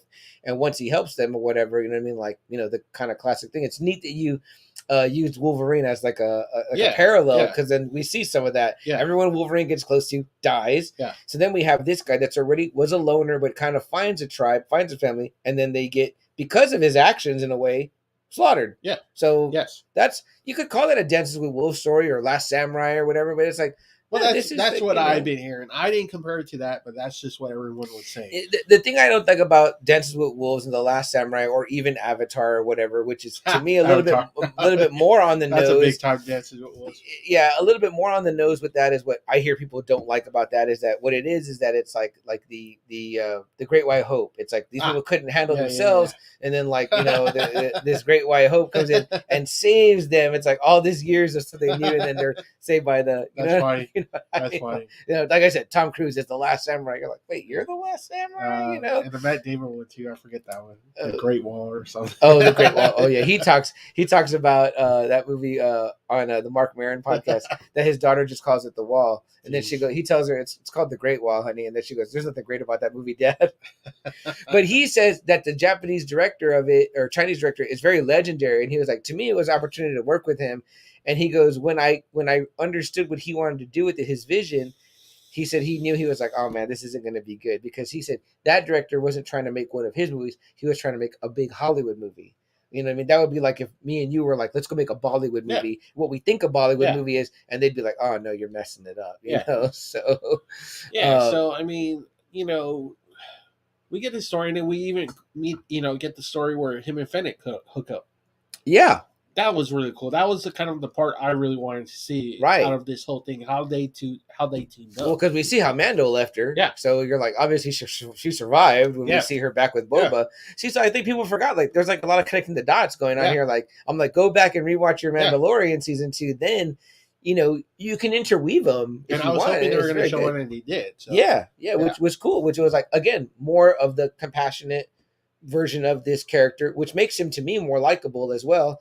And, again, he's forming his own tribe. Yeah. This is a loner finding his tribe. You know what I mean? That's a loner that doesn't want to be that loner anymore. He's trying to, get rid of that whole fucking past of his. Right. Like, dang, I can't believe it didn't click with me until you said it, but it's like, it's Wolverine and the X-Men. It's that story. Like, that's what it is. Like, this guy, you know what I mean? Again, who's probably as loved in Star Wars as people love Wolverine or whatever. And he was that, Of course, Wolverine didn't have like that fucking bitchy moment on the at the Sarlacc pit, where he falls in like or gets knocked in accidentally. It's like, wow, your gear malfunctioned and you almost died. Like that's kind of why. But you know what? In a way, this does a lot. The Mandalorian and this show does a lot to repair that as just like a one-off moment, like a slip and fall type moment, for the character around all this other badass shit. Like it's like they made him up to what people had been building him up till this point. You know what I mean? I didn't even know the stupid symbol was called not the stupid symbol because I like it now, but it was called the Mythosaur, and that was the thing that he's riding on in the old cartoon. You know what I mean? So I was like, oh, that's what I always call it the Mandalorian symbol or the Boba Fett symbol, but it's the Mythosaur, and I bothered to learn that because I'm into the character now. It looks like Boy is spewing Spurs propaganda amidst our chat here, which is great. I love that. Let's see. Right here is this. Farewell, Derek White. Pour one out for our boy. I'll pour it into my mouth. He says, I played baritone. First chair 16 times in a row, son. LOL. Everyone's like, what the fuck is a baritone? I was about to ask Chris. But first chair is awesome. So, I mean, you can still play, I'm sure, Riz. What the hell? I want to hear it. To which Boy says, not sure, Rizzo. White was a disappointment. Leave it to Boy to just shit on the former Spurs. Joe says, Rogue One is probably my favorite Star Wars story. That's a tough one to beat. I think we only put it number 2 to Empire. Yeah, because Empire is really that damn good. Yeah, it really. Every time I see it, really I'm just solid. Like, damn. Yeah, it's really solid. And I love Jedi. Like that's my childhood favorite, and it's hard for me to get away from. No, Return was my favorite too. But when you see like Empire, it's like this is my thing. It's kind of like I always have a popular, but this one's like the best one. Right. Agree. Like, I have a favorite, but this movie really is just that damn. Empire should have won Best Picture. Yeah. Fuck it. I'll go there. Yeah. Let's see. Boy says, nice that you played Star Wars in bed. Okay, go ahead, Dole. I can't read. He goes, I work in SAISD, and the band kids come to my office and play me the Darth Vader theme song. I had purple tears, he says. Nice. And he says, I agree with that, Joe, about Rogue One probably being his favorite Star Wars story. Oh, very cool. I didn't know that, Boy. But that great scene at the end. Rizzo says, yeah, I wanted him to work out, but he was injury prone. Had a lot of potential like Murray is showing now. Yeah, man. And All-Star candidate. All-Star now. We didn't even talk about that. Yes. Nor did we talk about the Pro Bowl. Not that anything happened. That Pro Bowl fucking blew balls. They're getting worse and worse every year. All I watched was a little bit of the quarterback challenge, which looked neat. Like the challenge looked neat. The skills are great. Yeah. But if you see the game, they're not even playing. Yeah. Seriously. Who won on the skills? Russell Wilson won the quarterback. The clip I saw was of him throwing, and I was like, I was kind of like, damn, I want to do that challenge. I want to see how much I could hit on that. Yeah. But yeah. Corey also says here, when y'all get time, go to Strange trailer, 43-second mark. You see Strange slipping around with a blue light behind him. Excuse me. If you're fast enough to freeze a scene and slow-mo, that Strange has long hair and a ponytail. That is what comic Defender Strange looks like. Interesting. Okay. Boy says, I agree, Rizzo. I was confident regarding the playoff performance by White years ago, but he never went to the next level. Shocker, I've never been sold on Murray. I know he's an all-star, but to me, he's not dangerous. He goes, I'm more confident in Speedy Claxton than Murray. Wow. Really, Boy? He's an all-star. Speedy Claxton was not an all-star, okay? And he says, Pro Bowl was a joke. Yeah, we should have played in that Pro Bowl. Boy, let's try to get on that. I just want to run the skills challenge, the quarterback. Real quick side note, I wasn't angry when Murray wasn't picked for an All-Star because that's always kind of been our thing in our circle that we talk about. Right. We always talk about, well, how can you be an All-Star when you're on a losing team? Sadly, the Spurs are a losing team, and we've always said that, right? It's kind of like, well, if you're so good, how come the team's not winning? Sure. It's fan voted though, right? No, not anymore. Not the reserves that get picked. That's decided by the coaches. Oh, okay. So everyone was pissed off when he didn't get selected by the coaches. But again, we talked about this outside of the Spurs. We have talked about this. Yeah. It's kind of like, well, if your team's not winning, you really shouldn't be an All-Star. So we have made this discussion before. Well, they just gave Aaron Rodgers the MVP and he lost. But he wasn't on the losing team. That's true. But he's a loser still. Yeah, he's a loser still. But still, I mean, we like I said, we said this. It's like if Harden, was averaging that much, but the Rockets were like 20 and 40. Right. Well, it's like, well, so what, you know? Right. Right. Absolutely, man. I definitely get it. I definitely get it. What else we got in there, Double A? Boy says I saw the game and it was literally slow motion. Pro Bowl needs to be taken off. It was bad. It was just bad. They weren't even playing. That's I mean, crazy. it was just stupid. I can't believe 56,000 people played to see that bullshit. Wow. Just make it flag football. Why don't and they? it was even worse than flag football. Oof. One review said, Wow. He said, "Hey, Claxton gave us a ring." And Rizzo says, "I blame Pop for holding them back. Like, check out how Keldon and Lonnie played in the bubble when there was no fucks to give." I mean, that's the thing too. We've always said about Pop. We have always been critical of Pop for playing like Tim like 30 minutes. Yeah. You know, it's kind of like, man, what the fuck? You know, like I do feel like Lonnie could go beast mode, and he could. It's just like Pop always does that. You've seen it so many times. You know, it's like he would take us out. You know. Mm-hmm. Boy says, I mean, he helped us with the ring. And he goes, Rizzo, I've always been 50-50 on Pop. That's the thing, though. We could have probably won more games if Pop actually had played the No, Pop is a good man, and I will hear nothing negative said about him. Well, he got picked as one of the top 15 coaches of all time. I don't know if you saw that. I did not see that. So, oh, yeah, I did see that. I did see that article. Yeah, and deservedly so. I love him. I think Rodgers didn't need his ego inflated anymore. Definitely should have gone with Cup. Yeah, I would have taken that. That'd be nice. Yeah, I can't believe Rodgers won the MVP. I'm sorry. Yeah, that felt like it was just like pandering. What the fuck is that about? Pandering, or I don't know. There had to have been someone better or something. I mean, Joe Burrow. I mean, golly, Tom fucking Brady. Tom Brady, Matthew Stafford for to fucking go. Yeah. Yeah, I mean, come on. I mean, like, are we running out of options here? I mean, come on now. You know. So yeah, what are you gonna do, right? As Tony Soprano says, what are you gonna do?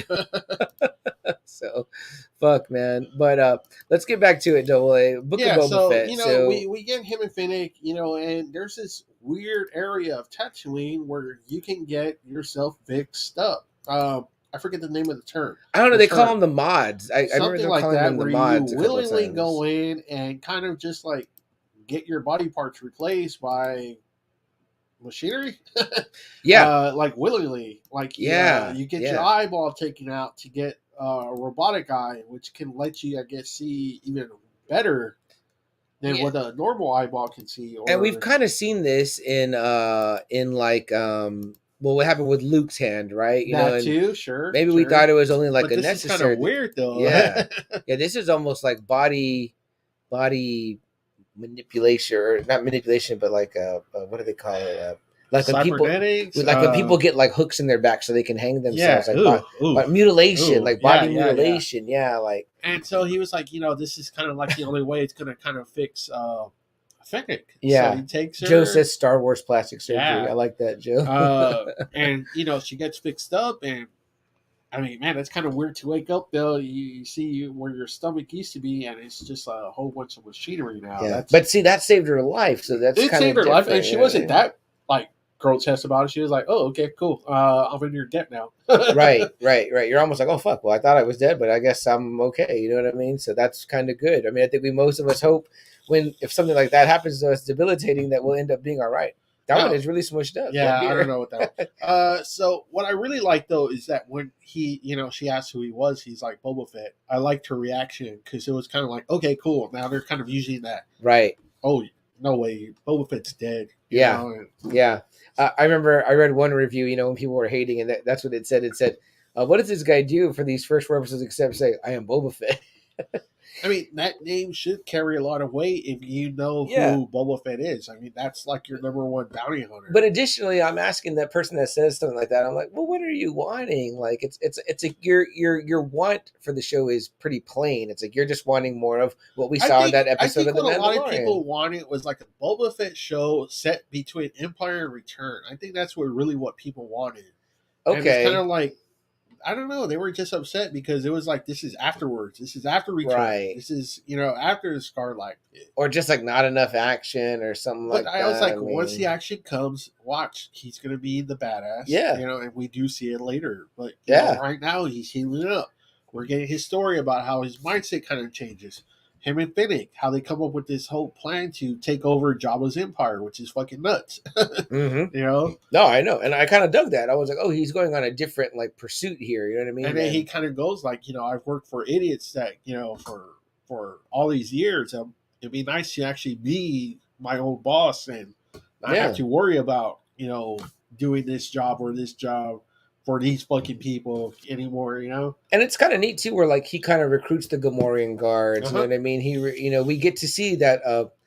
Help me with the name. Black Chrysanthemum. Yeah, it Yeah, sounds like Chrysanthemum. it. I mean, this Wookiee that's all black, that's big, which Strong apparently fucking Wookiee. some people did pop for because he was famous from the comics. Which So I'm I like, didn't know either. So. okay, I didn't know that, but I was like, this is a cool looking character. Yeah, I like the Wookiees. Cool. Yeah, I mean, like, and then of course the empty Rancor pit, which is kind of like a lot of foreshadowing. And you're like, oh, okay, you know what I mean? And then like a lot happens in that first 4 episodes that people don't like. That is cool. I would rewatch it. It's like, just wait, right? Just wait. They're just kind of telling you how he got into Mandalorian season 2. This is what people do with this episodic stuff. AA, like what happened with He-Man. It's like you're shitting on it before the story's over. I'm like, do you go watch a movie and like 20 minutes in you're like, this movie fucking blows? I'm like, it's not over yet. I bet you anything that if it had got released like Cobra Kai, the whole 7 episodes at one time, people would be like, oh man, that was great. Which is funny because I didn't hear hardly anything negative about Cobra Kai. That's what I'm saying. You're right. You got to watch it all at once. Then you're like, oh, okay, cool. And most people only remember the ending, honestly. Right. Right. Like many things, if you go back and watch it, then it's like you'll get to see like it will feel different when you watch it all together back to back. We got some comments in there, AA. Do you mean to scroll up? Let me see. I think we're right here. Rogers didn't. Let me see. He goes, yeah, he was, and almost close to becoming the all-time winning coach of all time. That's from Boy, right? That's Pop, right? Yeah, yeah. He's still in there. Yeah, yeah. I would have went with someone in the bow. I think he meant for MVP. Regarding Pop, that is, and he goes, I give Pop his props for what he did, but what he's doing, not so much. Joe says Star Wars plastic surgery. Mm-hmm. You want to read Corey's there? Yeah, it says, so not to sidetrack too much, but no, Doctor on Strange, Multitude of Madness. Also look for the movie version of the Illuminati, hearing that Cruz playing Ultimate Iron Man will have with some Infinity Stones, also appearance from Jackman's Wolverine, Stuart Professor X, hearing that Scarlet Witch being the villain and killing Stewart's ex. That's interesting, Corey. I don't know, man. It kind of reminds me of some of the memes I see where it's like Multitude of Madness, expectations, and it's got like all the Star Wars family and the dinosaurs from Jurassic Park, Godzilla. There's a lot out there, man. I mean, I suppose any one of those things is possible. It's so funny. A lot of it is just bullshit. Yeah, it's so funny because I was reading, the other day, Jerry D of Totally Rad Christmas posted that he posted his thing, what he had heard about Avengers 2, Age of Ultron. He was like, "Oh, we're supposed to get like." I forgot what he said. This, that, and the other. And it was like, his post was like, wow, this was 8 years ago. And then looking at what he posted, I was like, oh yeah, we didn't get all of that. Like, that didn't all happen because it mentioned Captain Marvel. So it mentioned Captain Marvel. We didn't see Captain Marvel until we got to her movie at the end of Avengers, right? But at the time, it was like rumored or whatever. So that's always interesting. I mean, if you're a person that likes to read those kind of things, I mean, like more power to you. Yeah. For me, I don't really. I tell people this.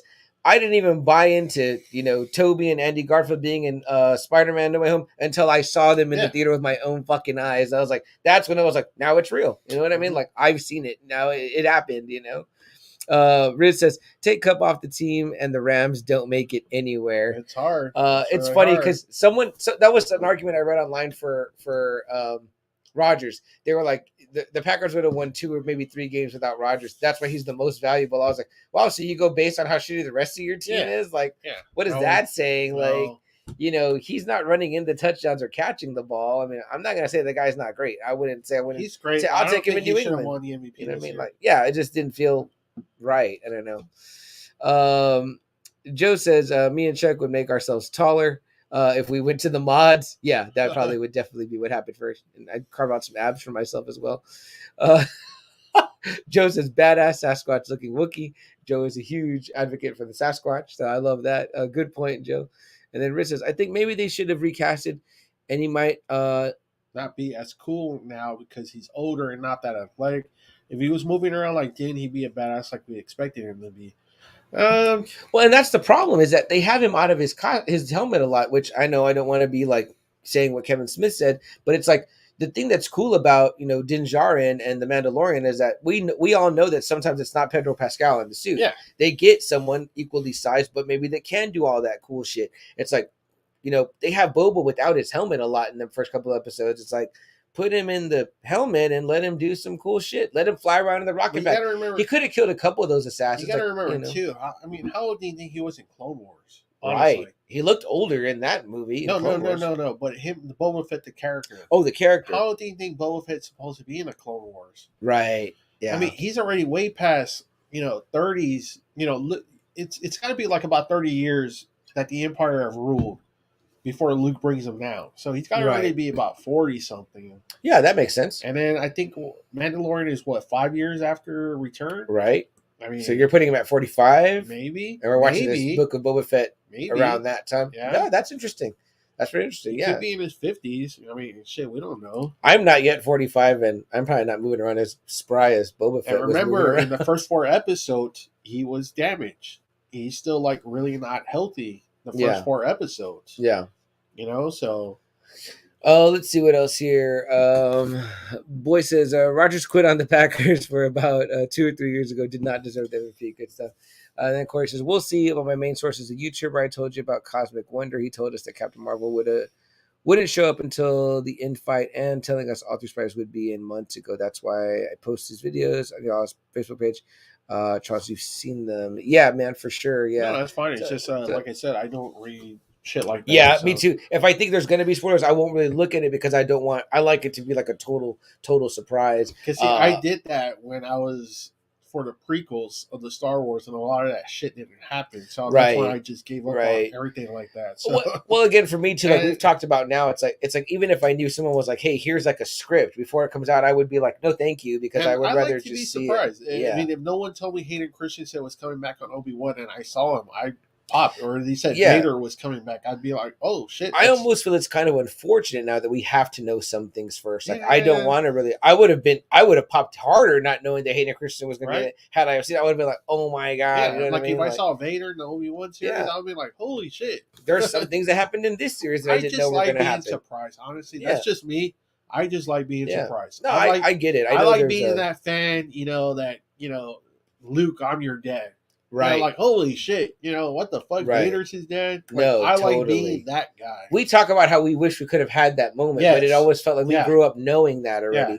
But I 100% agree with Double A that I also like to be surprised. I get it. There's a whole world of spoiler kind of culture out there, and that's cool if you like that. You're eager to know now, you know what I mean? So that's great. I mean, but at the end of the day, we're all fans, and we all kind of go in wanting to look at things with fresh eyes. I like to keep our Facebook group and our Facebook page kind of spoiler free as much as we can, because I think a lot of the people that are in our group are of a certain age where they don't really get to see stuff until they go to the theater to see it, and they don't know. Unfortunately, like I said the other day, speaking of this show, I get up early. I'll tell you guys my story about the last episode, the finale. I normally watch stuff during my lunch, right? So that means I don't get on social media until noon when I go to lunch, because then something will get spoiled for me. Yeah. And even when people, I have asshole friends too that know that I won't see something, like when Spider-Man, they knew my tickets weren't for Friday, but I was already getting blown up at maybe 5 o'clock. Oh, did you see it? Blah, blah. I'm like, okay, you clearly went to a 3 o'clock Thursday show. I'm like, and I just don't even answer the text. I'm like, I just shut it down. I'm like, I'm not gonna answer. I saw it on Thursday, and I didn't text him anything. I didn't tell him man, you're gonna fucking love it. Right. Man, you're gonna blow your pants. I didn't tell him that. I didn't text him anything. Nothing. Until after I knew for sure that he had saw the movie, and then that's when we started talking. Yeah. If you guys see that, I popped so hard in this Book of Boba Fett for 5 and 6, the chapter 5 says, and I did put posts, but they were extremely vague. It was like Book of Boba Fett, spoiler free. And that was it. And I didn't even text this guy. The guy I probably want to talk to the most about it. I just I'm not going to say anything. I know he's going to watch it. I'm not going to watch it until later. Right. He's not going to watch it. And that's cool. You know what I mean? I don't like to see everything on my phone. Right. I hate seeing it. Right. Me too. I don't like to see it you want to watch it on your TV. Yes. Right? But I will watch it on my phone in an attempt to avoid spoilers as early as I can. So this week, it was I'm in a situation right now where I'm training people at work, and I'm not getting an opportunity to watch during lunch like I want to. So I'm like, well, Book of Boba Fett's coming out Wednesday. Wednesday is Boba Fett Day right now, and Thursday is Peacemaker Day. Yeah. And so I go to I make it a point to get up early on Wednesday morning. I get up at 5 in the morning, right? Holy Like shit. I know my sister's gonna be gone because I actually waited up till midnight. I waited up till midnight, Damn. thinking that it was gonna just pop up on Disney, but it does didn't. that too, right? Yeah, it doesn't come out so much Yeah. later because I checked. I was kind of falling asleep. I refreshed. I checked again, nothing. And I was like, and then I told myself, even if it came out right now, I'd be so sleepy I couldn't watch it. Yeah. So I got myself up at 5. I'm like alone in the living room. It's quiet. I'm like, oh, this is kind of nice on the big TV. Yeah. Like my sister's supposed to be at work, but she comes in the door and she's like, "Whoa, whoa, whoa, what are you doing?" And I'm like, "Pause." And I'm like, I got up to watch show. And she's like, "You got up to watch Star Wars?" And I told her, "I'm more shocked that you don't believe that I got up to watch Star Wars." I was like, "Yeah, of course I'm up." You wouldn't believe it. So the last episode I'm watching Wednesday. Everybody fucking calling me all of a sudden at 1 hour. Everyone's coming in the house that fucking hour. I'm like, fuck. I'm like, I just want to watch this one fucking moment episode. alone. I think of what is it we always say? A decent pair of pants. I was like, yeah. So then, right, like my mom, because I was like you, I was by myself. Yeah, so my mom has been only getting up to get my nephew ready for school, right? Well, my sister came home, so I'm like, oh, mom's not gonna get up; she's gonna stay asleep. Well, what? My mom gets up, they start having coffee. Well, then my mom sits down and she's looking, right, and I'm watching the show, so I can tune them out, so I'm watching the show, and my sister's like doing her thing in the kitchen. She's making my nephew breakfast because like she came into getting up off work so she can take him. And my mom sits down, drinking her coffee. She's looking over my shoulder at the TV also, and then she's telling my sister, she's like, "Oh, mommy, look at what happened, blah, blah. The baby Yoda is there, this, that, and he's doing this." And my sister's like, "Thanks, mom. You just ruined the whole show. Like, I haven't seen that one yet." So, and I'll get to what I did with them, the way I showed it to them, which is maybe some people consider blasphemous. But when I saw 5 and 6 of Book of Boba Fett, I was like, none of them were into it. And I was like, they're going to love 5 and 6. So I sat them all down at night, like my nephew, my mom, my sister. And I was like, let's watch this one episode with me, guys. And I said, do y'all remember the end of The Mandalorian? And they were like, yeah, Luke comes and the baby, he goes with them or whatever. I'm like, yeah. So I'm like, okay, y'all are good. Okay. Y'all have that. So I played that for them and they were like jaws on the floor. Like they were like, that fucking, like, wow. And I go, yeah, and there's one more. So then I showed them the next one. So I showed them 5 and 6, like back to back. And they were just like, shit is fucking good. Like, and I'm sure they were wondering like, this is Book of Boba Fett? Like what? But I was just like, whatever. It's awesome. So they haven't seen 7 yet. 7 was what my mom was reading. I'm like, here I get up to help you guys avoid this, and you end up like fucking it up for each other. Well, we got some comments in though. Like, what do we got here? Let's see. Go up a little bit. Right there. Rizzo says Tamora Morrison is 61 now, though. That's That's pretty what old. I mean. He just seems like an old guy. Yeah, it's very true. I get that it's much later, though. Yeah, like I said, I really don't know the exact years, Yeah. but I would imagine Boba Fett would be kind of old. Yeah. And Corey maybe says- they liked him aged up because it looks like Sarlacc damage when you look old. Yeah, Corey says, I'm the other way. Love to hear spoilers and early scripts and actually seeing it gives me goosebumps. yeah, that's cool, man. I mean, like I said, people are of a different thought process, so I little. totally get it. With respect, and I'll keep my spoilers to myself, but from what you're saying, look for some big surprises, not only Strange, but also Thor, and some major heartache in Guardians of the Galaxy, and I'll leave it at that. We appreciate that, Corey. Thank you, man. Yeah, we appreciate you keeping it spoiler-free. But, brother, we love your interaction. We love your enthusiasm and your passion for all the stuff that we love. Obviously, we're of the same, we don't like to use the word geek culture, nerd culture, whatever, but, we love this stuff, Star Wars, Marvel, stuff. I know you're a huge Marvel guy, and I know you're not huge on DC. Even when it comes to wrestling, I hate reading spoilers about wrestling. Yeah, Albert's really bad at that. Yeah. He's like, hey, did you hear he's going to be at the Royal Rumble? This guy and this guy and this guy. I'm like, oh, okay. I like to be surprised. Right. Rizzo says, I can relate to that moment in AA. Like, seriously, just 1 hour. That's all I want. I know. I mean, it's just like, damn, you think you got everything ready, you got your food, you got your drink, you're like, man, I'm by myself. And then that's when everybody just fucking hits you. And it's just like, what the fuck? Yeah, it's so funny. The other day I was in a not a group chat, but I was messaging with Jerry D and then the very great Anthony Caruso of Tis the Podcast. And then he was like, we were getting asked about potentially doing a panel together for an episode. And Jerry's like, if these kids decide not to act crazy and go to bed, then I'll have time to. I'll just like, it's funny to imagine like sweet Jerry being like, frustrated, but right. Aren't we all there where it's like, I carved out time. I got up early. I won't get up early to go work out at the gym, but I got up at 5 to watch Star Wars and still couldn't get a moment's of damn peace. So definitely hear that. Oh, great update from Boyer. Spurs update. Final Spurs 136, 121. Go Spurs, go. It's a great win for us, as is any win. Riz says fucking Starlight damage. More like emotional damage. Love that, man. So we get the build up. He gets fitting back in shape. Mm-hmm. You know, they go to Jabba's temple. They take it over. You know, and you know it kind of leads to where it was, where Boba Fett's taking over. Yeah. So the tributes are coming in. You know, he's saying he's the new fucking boss. Right. You know, blah blah blah. But he's kind of just going around saying it, which is kind of crazy. But yeah. you think the main Boba Fett, especially in Tatooine, Sure. would carry a little bit of weight. Sure. And they're kind of like making it sound like, oh, okay, like we're supposed to treat you like you're a boss now. Like, yeah, like man, this is supposed to be like I said, he had one-on-one interactions with Darth Vader, right? Who many probably assumed was the one controlling the universe because no one had seen the Emperor in so long. Well, that's a good point. You know, I mean, this is a guy who's like not afraid to talk to Vader. Yeah. and not afraid to talk with Jabba because obviously he works with Jabba too. So right. It's kind of like, damn, no one's like respecting him whatsoever. You know, like that mayor sends his fucking cronies to him, as Joe said, the parkour guys. So yeah.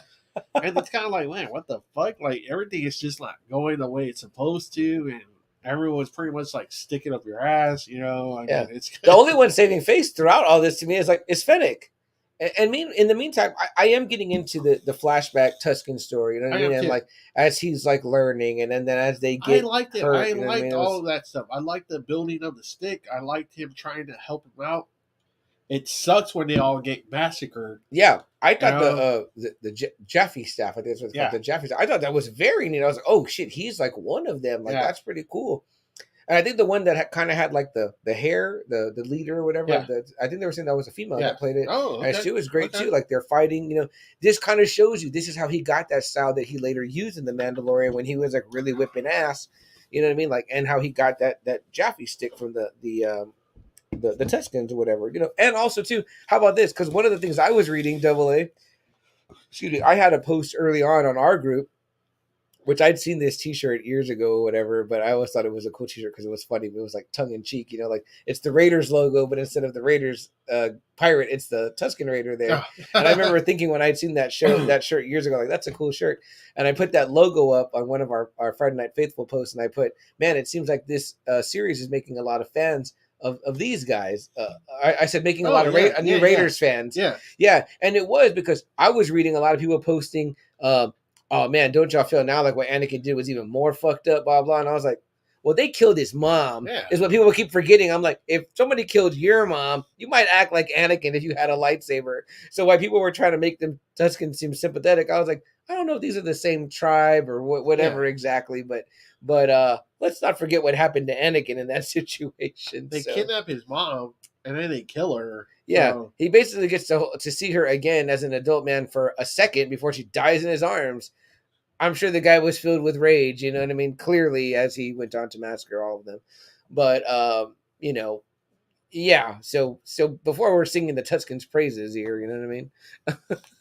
But yeah. But it's a cool story and kind of sets up this group called the Pikes. Mm-hmm. And, the Pike Syndicate, They're running spice through their fucking, through Tatooine. And, so everything's kind of setting up. It's the end of season 4. Everything's kind of setting up for, the eventual fight. It's going to happen. Mm-hmm. Then we get episode 5, The Return of the Mandalorian. Right. Man, right out the gate, right? And now, how did we know, though? Like, how did we get that? He says he needs muscle, right? Yeah. There could be a war. He's talking to Fennec. And Fennec's like, how much money do we have? He's like, oh, money is no problem. I got money. And then she's like, well, muscle can be bought, and you're like, okay, who are they gonna buy, And we get that theme, By the way, the Book of Boba Fett theme was fantastic. I love that theme. I love it. Same guy, right? Ludwig? I think so. I loved it. But then they straight up drop the Mandalorian theme at the end of it.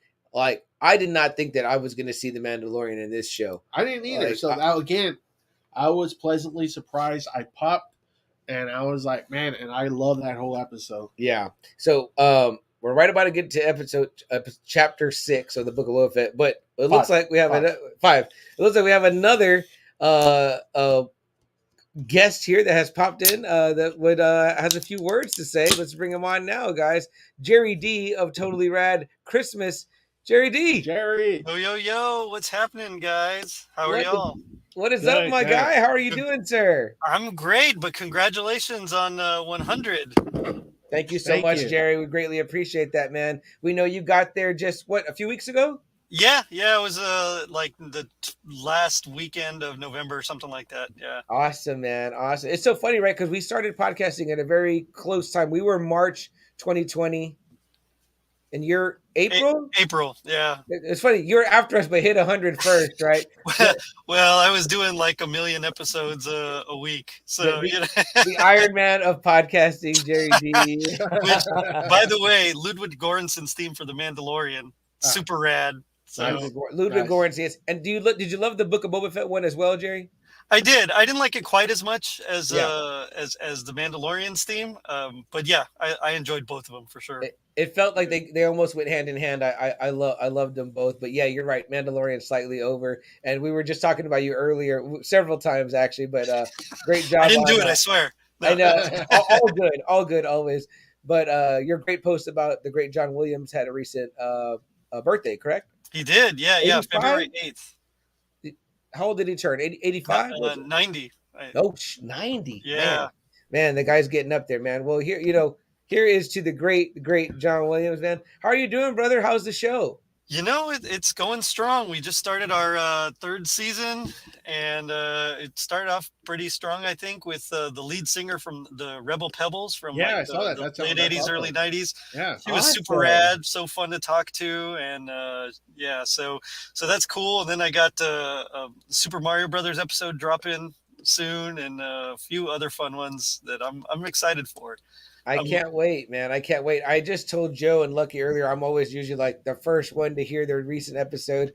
And I'm training people at work. And so I am like so behind on all my pods. And I'm just like, I want the new trainees to get on their own, like out of the nest so that I can like get back to my normal routine. But I understand how that goes for sure. I'm usually the trainer at work as well. Yeah.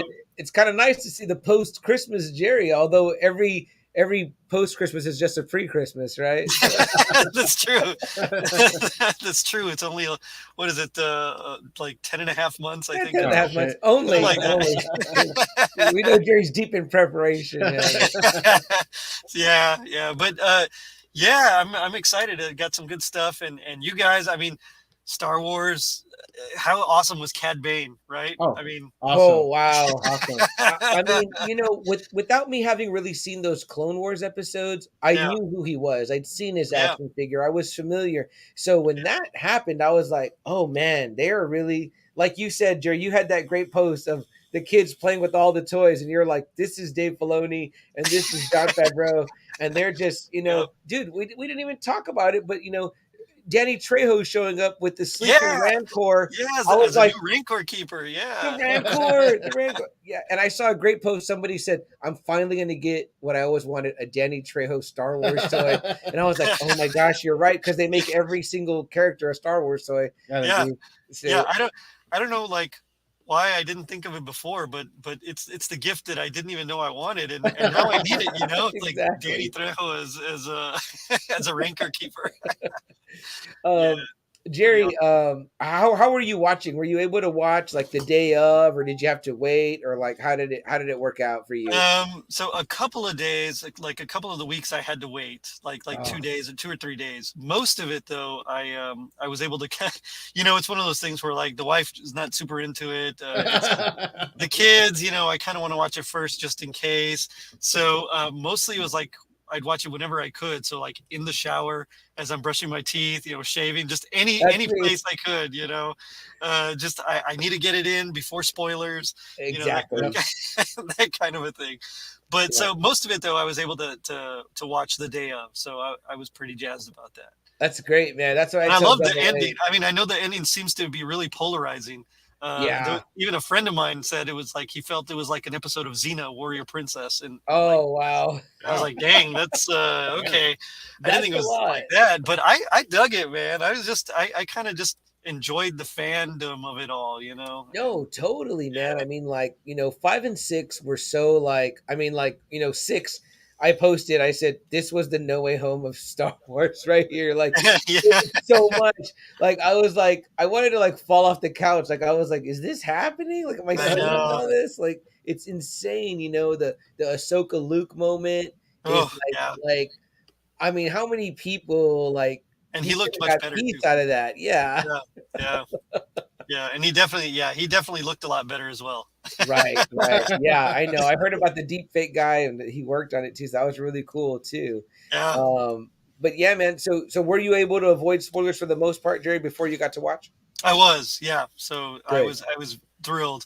I think the only spoiler I saw was that a friend of mine said that it was Fett-tastic. So I was like, oh, okay, cool. Well, if that's the worst, then I'm down with that.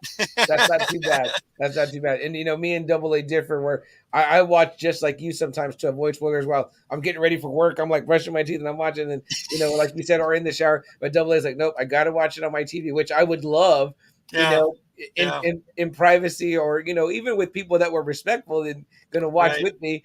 But he's like, yeah, no, I can't do the phone thing, and I'm like, yeah. So we're of a different world where he has to go dark on social media to avoid anything. It's tough. Yeah. It's tough. Yeah. Which is really the only way you can do it. Exactly. So, like I said, I don't know if you got to hear, but my 5 a.m. story being up that early, I carved out that time to try to watch it before anybody interrupted, and still got interrupted. I've done that before. So when the Marvel Netflix shows, they would just drop all the episodes, and so I would try to binge them. So I would usually I had to work though, so I'd get up at 3 a.m. and I'd watch about 4 episodes before I had to get up and get the kids ready for work, or for school. And so then I just try to watch it throughout the day as much as I could. I'd usually end about midnight or 1 p.m. or 1 a.m. the next morning, just okay, they're in bed. All right, I gotta go. And, my wife was just, in bed, just falling asleep. And here I am. Okay, the next one. Especially with Daredevil, Daredevil. Oh, and man. Jessica Jones and Punisher. I was it was so good. Like that. There was a few episodes, Iron Fist was kind of, that was rough goings, but yeah. I did it. Yeah. Because you kept thinking to yourself, right? Who's going to come out? What? I don't want to be because I know that right after Kingpin, Iron Fist should have been really good. It should have been. All they had to do was adapt the Fraction Brubaker run. Yep. That would have been, perfect, right? The immortal weapons. I mean, that's all they needed to do, but instead it was a weird corporate. I don't know what it was. It was odd. Yeah. There was a lot going on in that one, man. It was too much for me. Definitely my least favorite of all of them, but the rest I did love. What are you looking forward to coming up, Jerry? Stuff wise, that we all get around. Well, of course, the Batman. I think that's the next big thing. I'm still not quite sold on Robert Pattinson yet. Mostly just because of his hair. Cut your hair, Bruce. It's just the bangs. Come on. But as far as his acting, I know he's gonna nail it. So I'm excited for that. Colin Farrell as Penguin. I mean, I'm all in. So that, of course, Doctor Strange, I'm down for. Can't wait for that. And No Way Home coming out on digital. I'm also really jazzed about. I know. I've been trying to go to theater for another rewatch, and it hasn't been able to happen because Omicron really screwed up my multiple viewings that I wanted. I was like, I'm gonna do IMAX, I'm gonna do D-Box, and then I was like, I guess we shouldn't go out. But yeah. Jerry, I would never want to take away from your limelight, my brother, but do you think you got it in you to allow another well-wisher to pop in real quick? Yeah, actually, and that's actually perfect. I got to make sure the kids are still asleep. Okay, great. I just wanted to pop in and congratulate y'all. Love the show. I can't wait to have you guys back on my show just because I love talking with y'all about all sorts of fun stuff. Maybe we'll pick a comic or a couple of comics and just like dive into the mythology. That I would love. I would just love Hugh and Double A. Hear you two just hash out comics. I'll make sure to read first, but I just love to hear that. but before you go, Jerry, and you can pop out whenever you want. But before you go, say hello to this man real quick. You might know Little Joe from Hey, what is up, guys? Long time no see. I think it was Tuesday. Yeah. Yeah, I was telling Chuck how crazy that episode was that we did. Yeah. I also told him how we might have gotten a little misty on it. Yeah. Fill in Double A little bit real quick. What did you guys talk about? MacGyver. I was like, MacGyver. What did I miss? Wait. I was ready for him to make a bomb out of some duct tape and something, and he never did. It was like a completely different episode, and I don't want to steal too much of y'all's time either, but it was something, and it was very emotional and very different from MacGyver, but it really was. We did it with Art Kilmer from Cozy Christmas podcast. I love Art, man. Great guy. All three of us had allergies going on or something. I was chopping onions at the same time, so I gotta tell you, Jerry. Joe said, "Oh, I did an episode with Jerry. We talked MacGyver," and I was like, "Oh, okay, cool. I'll listen because it's you guys." And he's like, "Man, it was a real tearjerker." And I was like, "Wait, what?" I was like, "Okay." I was like, "If you needed to hook me in more, you just did." So it was different. It was definitely different. So I'm excited. That'll drop in a couple of weeks, and it was fun. I appreciate you popping by, Jerry, to wish us a happy 100, man. Good luck with the rest of your show, guys. If you haven't already, please go check out Totally Rad Christmas. It is by and far the best Christmas podcast about all things in the 80s. It's the best theme song in the business. I'm telling you right now. Well, thank you. Guys, before Jerry goes away, we talked about on his show, what would your wrestling theme song be? And I told Jerry, he'd have to use Totally Rad Christmas when he came to the ring, right? I guess so, yeah. It's a must, Jerry. It's a must. It's a must, okay. Because I was going to say, I think I need something completely different and off the wall, like The Hunt by Jerry Goldsmith from the Planet of the Apes. From the original Planet of the Apes when they're hunting him down. Yeah, that's a bad tune. I like that. But on that note, I'll leave y'all to it. I know people want to hear more about Star Wars and all sorts of fun things, and I got to go put some kids to bed. So love y'all. Jerry. It's been fun, and I can't wait to have y'all back on the show. Thanks, Jerry. Take care, brother. Glad to see you. Thank you for coming by. All right. Go get our ready. Sorry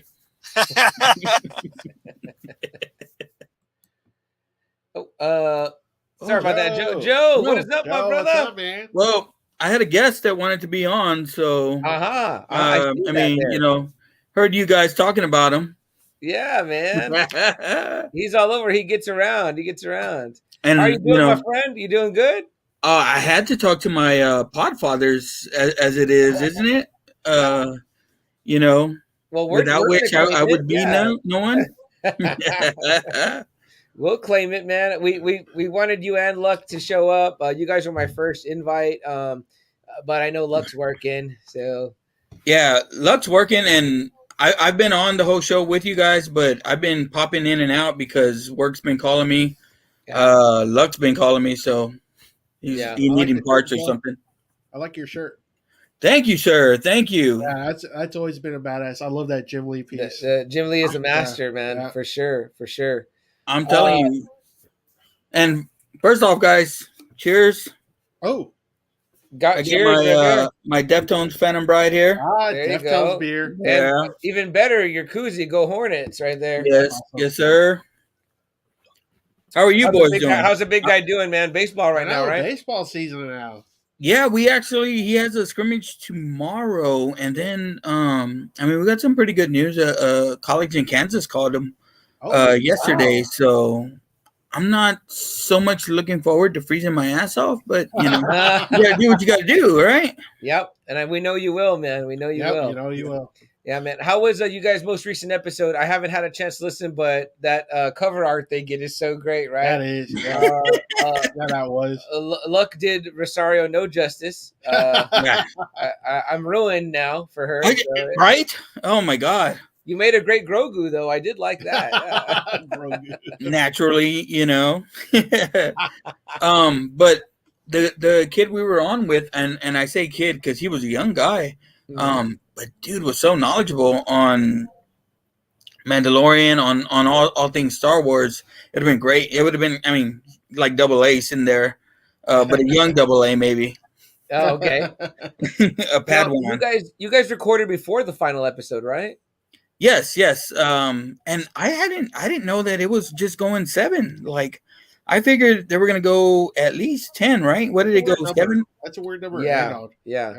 But what I like what they're doing when the numbering on the episodes is that they're like, let's just tell our story, and however many episodes it takes, stop it there. Stop it. Don't try to drag it more because people want more. Don't try to, make it less. Like, which was the one we watched that was like 5? It was like one of them we watched was like 5 episodes. It was like, okay, that's perfect. It wasn't too much, wasn't too little. You know what I mean? I feel like there was one that might have been 5, but the same with the Marvel ones, right? They're just giving it enough episodes to tell the story. And they leave us wanting more, right? Like, I mean, you think about the directors that they're using in this show. Like, if they were doing anything else other than Star Wars, we'd be interested.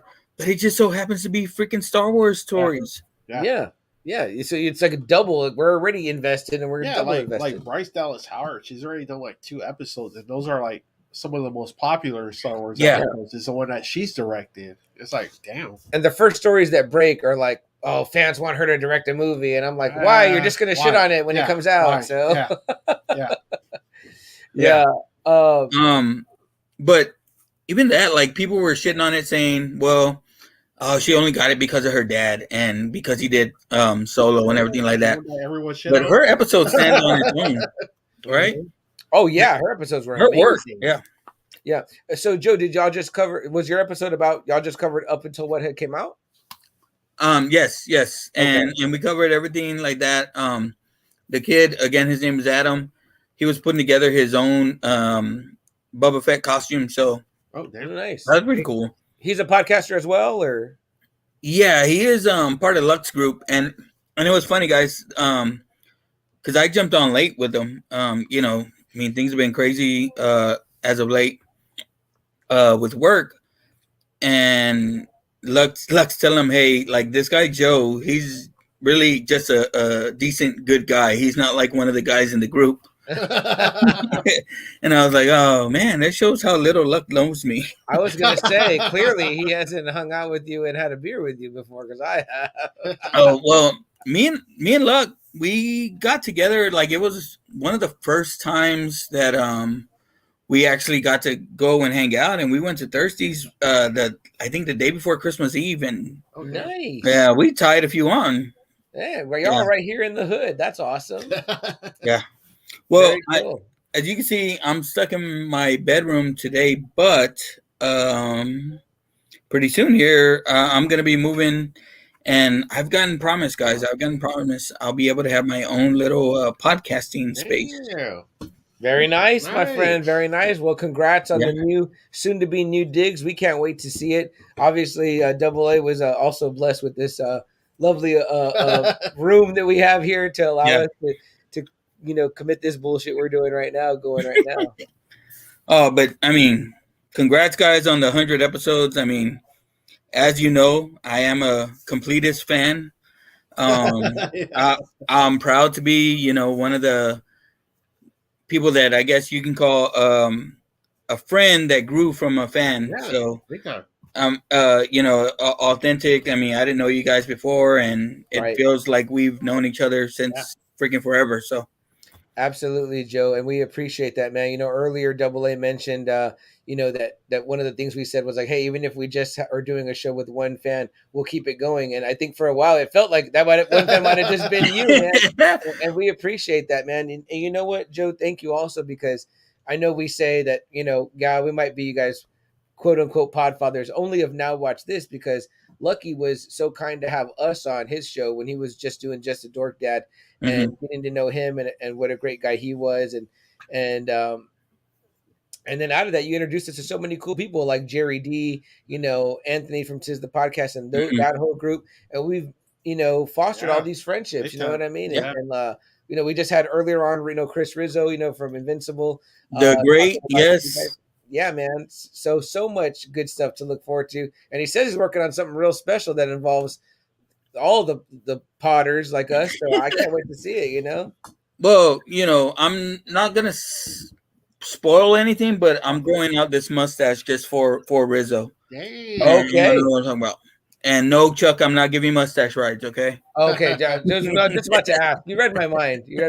But when facial hair is on the line, double A, it's pretty serious right here. Yeah. Joe's wife must hate that. No, I think the less that she can see my face, the happier she probably is. So I gotta loan you my helmet I wore earlier too. We had a conversation. I had it on. Someone said you never look better. I was like, yeah, they're probably true. If I were to shave, yeah, I'd be looking for a place to stay for a little while. Hey, my brother, you always say that we've all got the face for podcasting, and yet here we are on YouTube, and we would have Hollywood careers if otherwise. So, dude, I mean, just think about how cool Lucky is. He put our face on a T-shirt. Yeah, all of us. And more frightening is that he put his face on Ahsoka Tano, which totally ruined it for me. Yeah. I did love his most recent TikTok though, where he kind of gives us some props and thanks too. It says, he's a supporter, but then he has this great one where he's a Santa and he's on this buff Santa body. And for a second, it looked like his face superimposing looked so good. I was like, what the hell? Like, I was like, dude, Luck is jacked under there. Dude, he sent me a bunch of those pictures on Christmas Eve. I was like, oh my God. Getting a drunk Christmas text from Luck was like the best. He was like, Chuck, I want to wish you Merry Christmas. He was like, I'm messed up. I'm drunk. I was like, right on, brother. I said, have a great one, man. So I know Chuck, you're a real one if he thought of you when he was drunk. Totally, man. Totally. Hey, Joe, we appreciate you popping by, brother. Thanks so much, man. Yeah, thanks, Joe. Yes. Thank you guys again. Thank you for the show. Congrats. And I'm just going to hop back on Facebook. So we appreciate that, man. Stick around. Hey, we got to do this in person soon. Oh, yes, for sure. All right, brother. We'll talk to you in a minute, okay? All right, guys. Thank you. All right, man. Peace. Thank you again. You Friday Nighters. Guys, that was Joe of the Great Now Watch This podcast. If you haven't heard it, they watch stuff and then they talk about it. And they have watched movies that we suggested. Porky's. They've watched Zap. They've watched Renaissance Man. They've watched Kong vs. Godzilla, Mortal Kombat. They cover a lot of stuff sometimes that we're like, we're not going to cover that. If you want to hear a podcast about that, go cover that. We're not covering it for no other reason than we're like, we don't think that we have. When we talked about Mortal Kombat, we're like, should we do an episode? We're like, we don't think we have enough to say about it. Lucky and Joe do, and they do a great job of it. So please go check out the Now Watch This podcast. It is a fantastic podcast. Two great hosts, San Antonio locals like ourselves. We can't say enough about. So yeah, go check them out. Joe's great, and Lucky's great. What do we got here? Double A in the way of comments. We saw the Boba Soprano earlier. Then Chris Rizzo says, Jerry, when he was on, what's up? Corey says, all right, guys, y'all talking Boba Fett. So going to that note, hope y'all saw post-credit scene. Looks like we haven't seen the end of Cobb Vanth. Yes. And is Cad Bane dead? Sure, listening to some light beeping and seeing some faint red lights on his chest. Great point, Corey. And, as we kind of said earlier with Fennec, as we kind of mentioned earlier, Darth Maul, I thought Darth Maul was fucking dead. He got cut in half. And as someone else, I think I read somewhere said, no one in Star Wars ever dies. Star Wars is like the new comic book where like no one dies. It doesn't matter what. I mean, we've yet to see somebody come back from a fucking head cut off. You know what I mean? And people keep talking about Mace Windu. People want Mace Windu back. They're like, he didn't die. Shit, we thought Emperor died. Yeah, I thought the fucking Emperor was dead. And apparently the powers that be weren't creative enough to come up with another villain as bad. So we just get stuck with this asshole. But yeah, man, Cad Bane, obviously beloved. I think people really, really that were big fans of the Clone Wars. I'm happy though with the way it ended though. Because I was like, if Boba Fett was supposed to be this big bad, then he should be the big bad that you don't want to fuck with. Right. I'm sorry. And obviously, the way that they talk to each other, like with us not having seen those episodes of the Clone Wars, we're like, oh, there's some history there. Yeah. He's like, I'm not a little He boy even knows anymore. his dad too. Yeah, and he's like, you're an old man now. Like I was like, oh shit. Like there's like it was heavy. Yeah. Like I was like, this is kind of heavy. Yeah. And I know me, like the same way I did with the Came to the Darksaber, I went back and watched those Clone Wars episodes. So I'll probably go go back and watch But some still, Cat again, Bane. knowing that Boba Fett's supposed to be the badass. Yeah. So I'm glad it kind of went that way. Definitely for sure. Joe says MacGyver, which we kind of know about now. Mm-hmm. What's going on with that? Rizzo says it looked a lot better, but still a little wonky. You think Grogu made the right choice? I definitely want to talk he's about talking the about choice. the CGI. Yeah. He said it still looked kind of fucked up. The Luke, right. James in the house. He says, "Happy Friday, fellas! I'm working extra hard for y'all tonight." Thank you so much, Thanks, James. We appreciate you, brother. It was doing fun your thing. having a few of these with you. Yes, sir. the other day. It certainly was, man.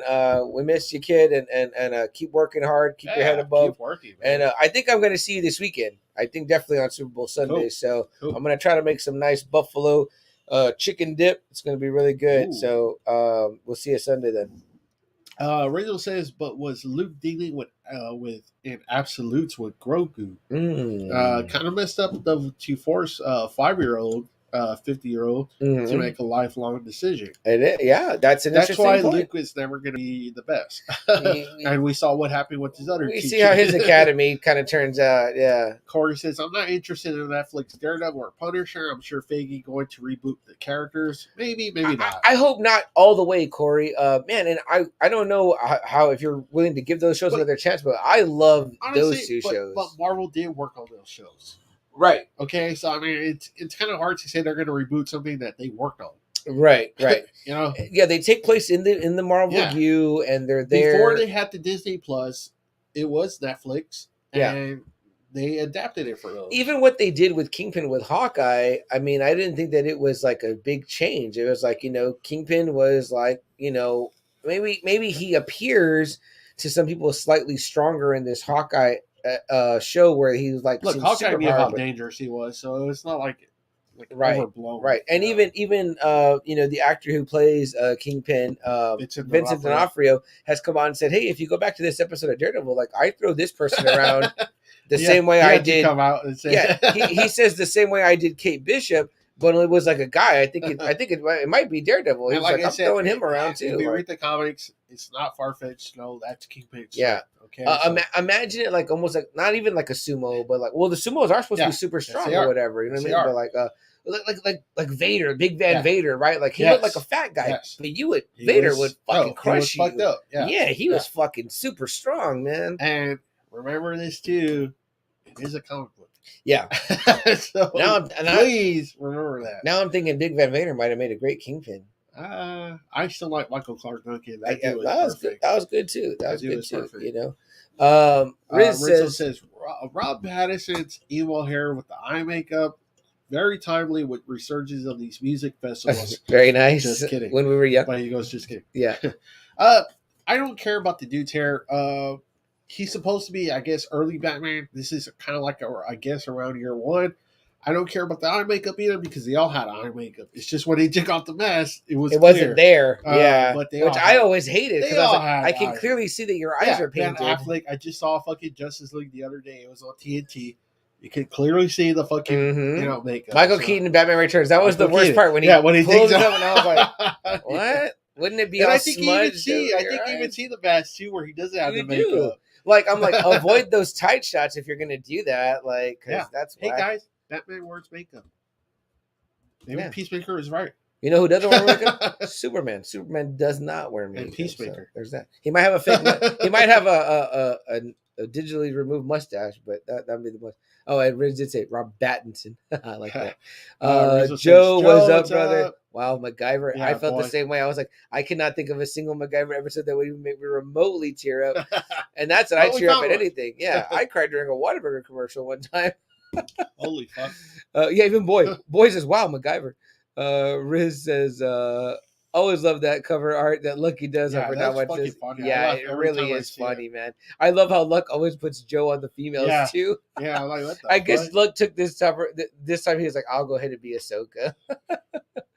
Riz says, I feel the same way as Joe, and same with you too, brother.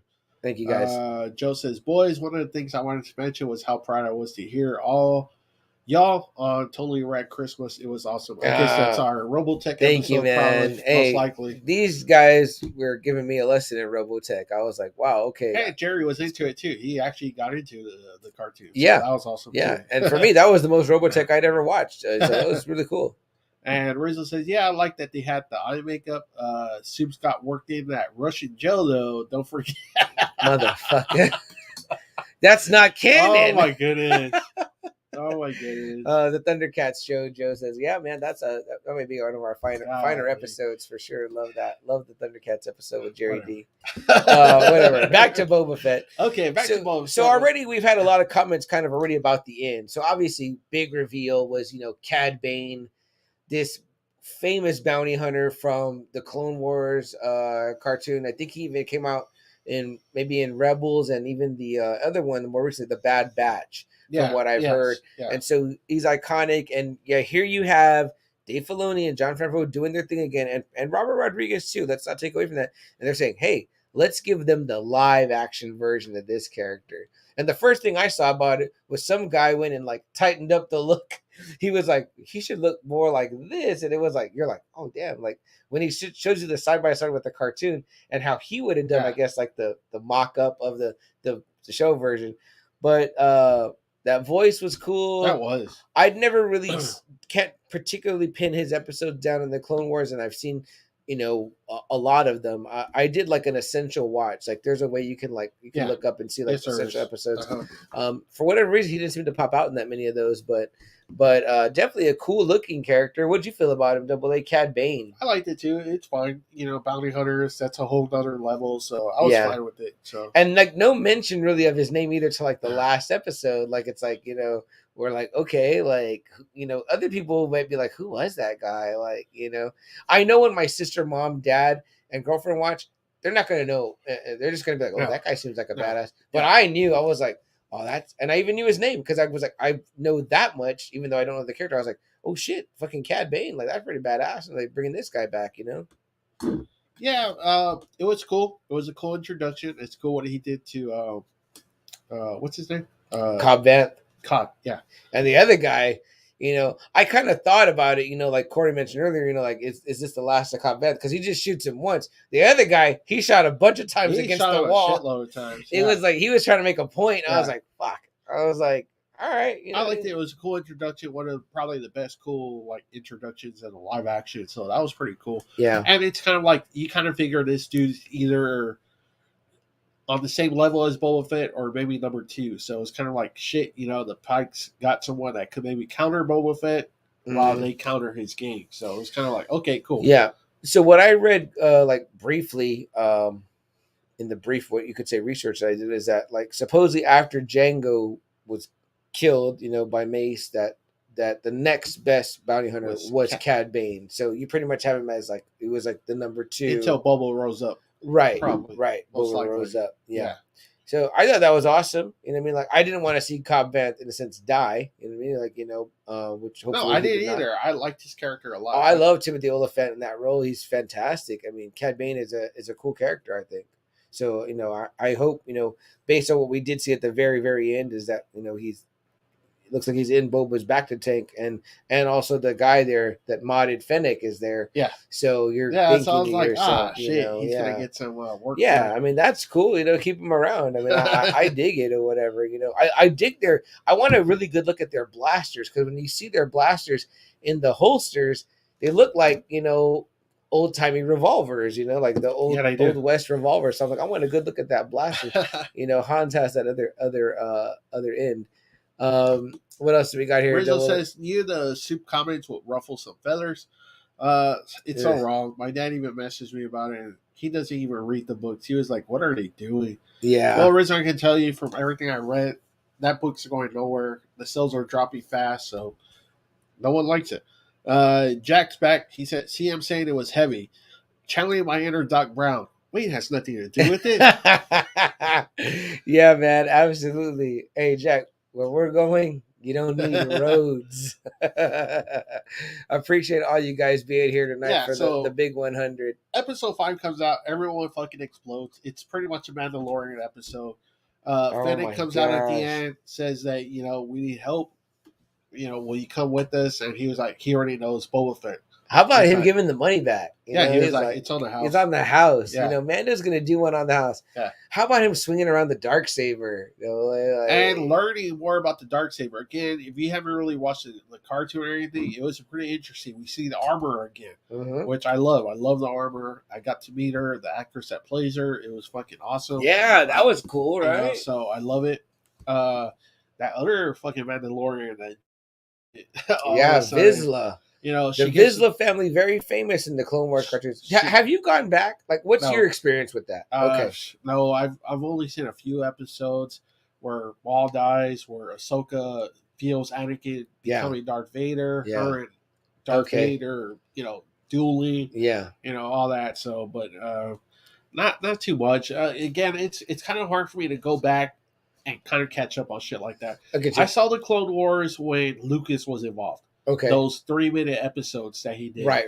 which were fantastic. The Samurai Jack crew, I think, did those episodes. Fantastic episodes. Oh, I adore those. That was about man. the last time though I saw because I saw those because he said it would lead directly to episode 3. So me and my brother were watching them for like 6:00 to 6:03. Oh yeah. And They're perfect. Those are really and perfect. it did lead into episode 3, so that was cool. But then afterwards, it kind of gets really murky for me. So Yeah. I heard the Clone Wars movies was bad. The Yeah. movie itself. Yes. And that Ahsoka's really fucking annoying in that movie. Yes. So I didn't watch it. Yes. And then that's I true. never really bothered to watch the Clone Wars. So. Yeah.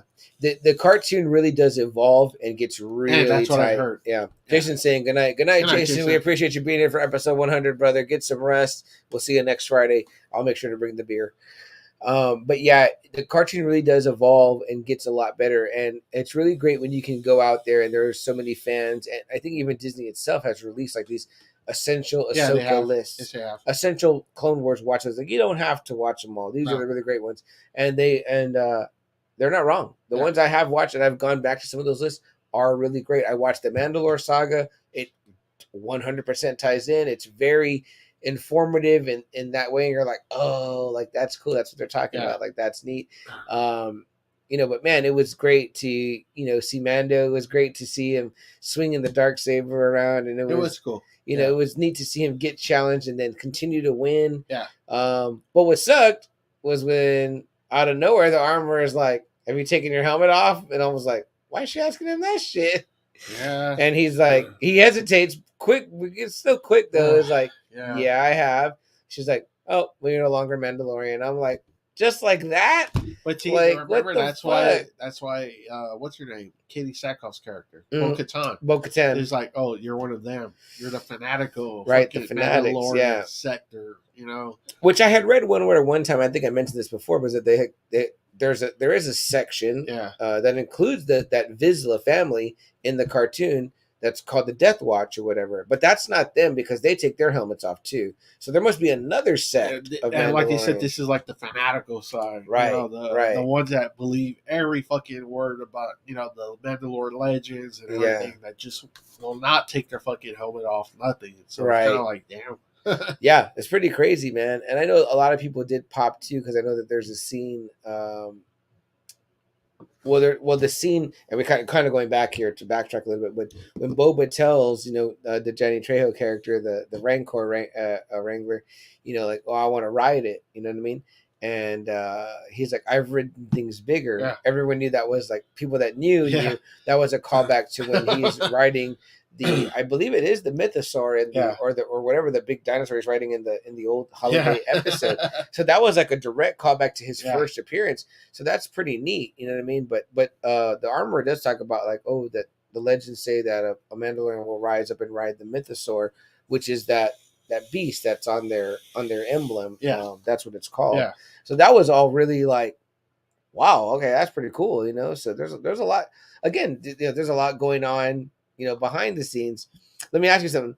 How did you feel when like Mando had to kind of take that commercial flight He had Yeah, to, like, that he had was to, like, kind of check like his bags weird. in a way. Yeah, I was like, wow, that's weird. So I immediately felt like they build it up this way, right? Like, right. Let's go right back to like our last episode, our Cobra Kai episode, where we felt like when Tori's there, she's gonna come out. We're like, oh man, she fucking has to oh yeah, strip. yeah. So when Mando has to check his bags and he's like putting in his dark saber, his blasters, I was like, oh, this motherfucker's gonna get robbed. I was like, they're gonna steal his shit. Like, I was like, I thought so too. I was like, because it was like they focused on it. Yeah. So, you know, but I'm kind of liking this if shows are smart enough to know that like they're misdirecting us because we're so used to knowing what's going to come next. I was like, when he got his bags back and everything was there, I was like, oh, okay, great. That was for no reason that they showed us that other than to give us a false anxiety. Yeah, to fuck with us. So I thought that was really cool. I don't know how anybody else felt about that, but I thought that was really cool. Yeah. Rizzo says, no, I liked it too. It's a very unusual. Even like Mandalorians have to kind of take like a plane ride.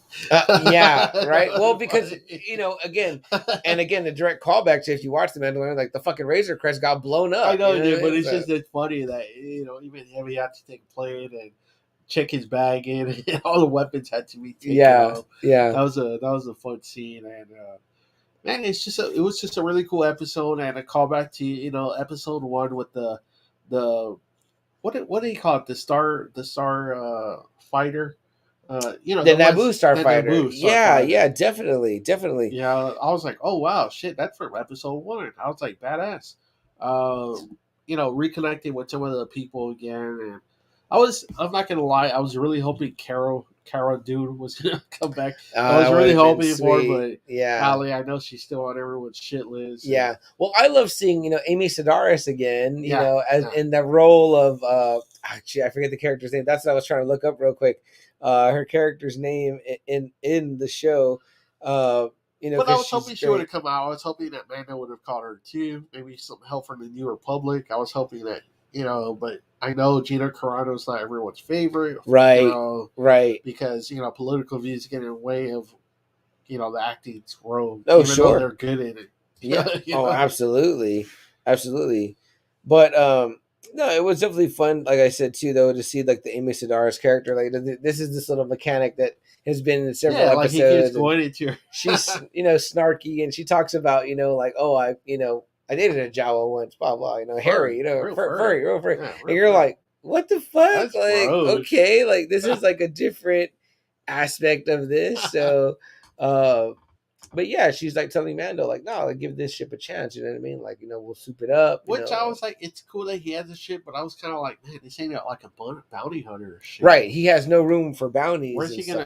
Where's he gonna put it? Yeah. Which makes me think too. Like, is he gonna be doing many bounties? You know what I mean? Like, I think he's gonna put that to the side for now and go back to. Well, he's gotta. First off, he wants to be a Mandalore again, so.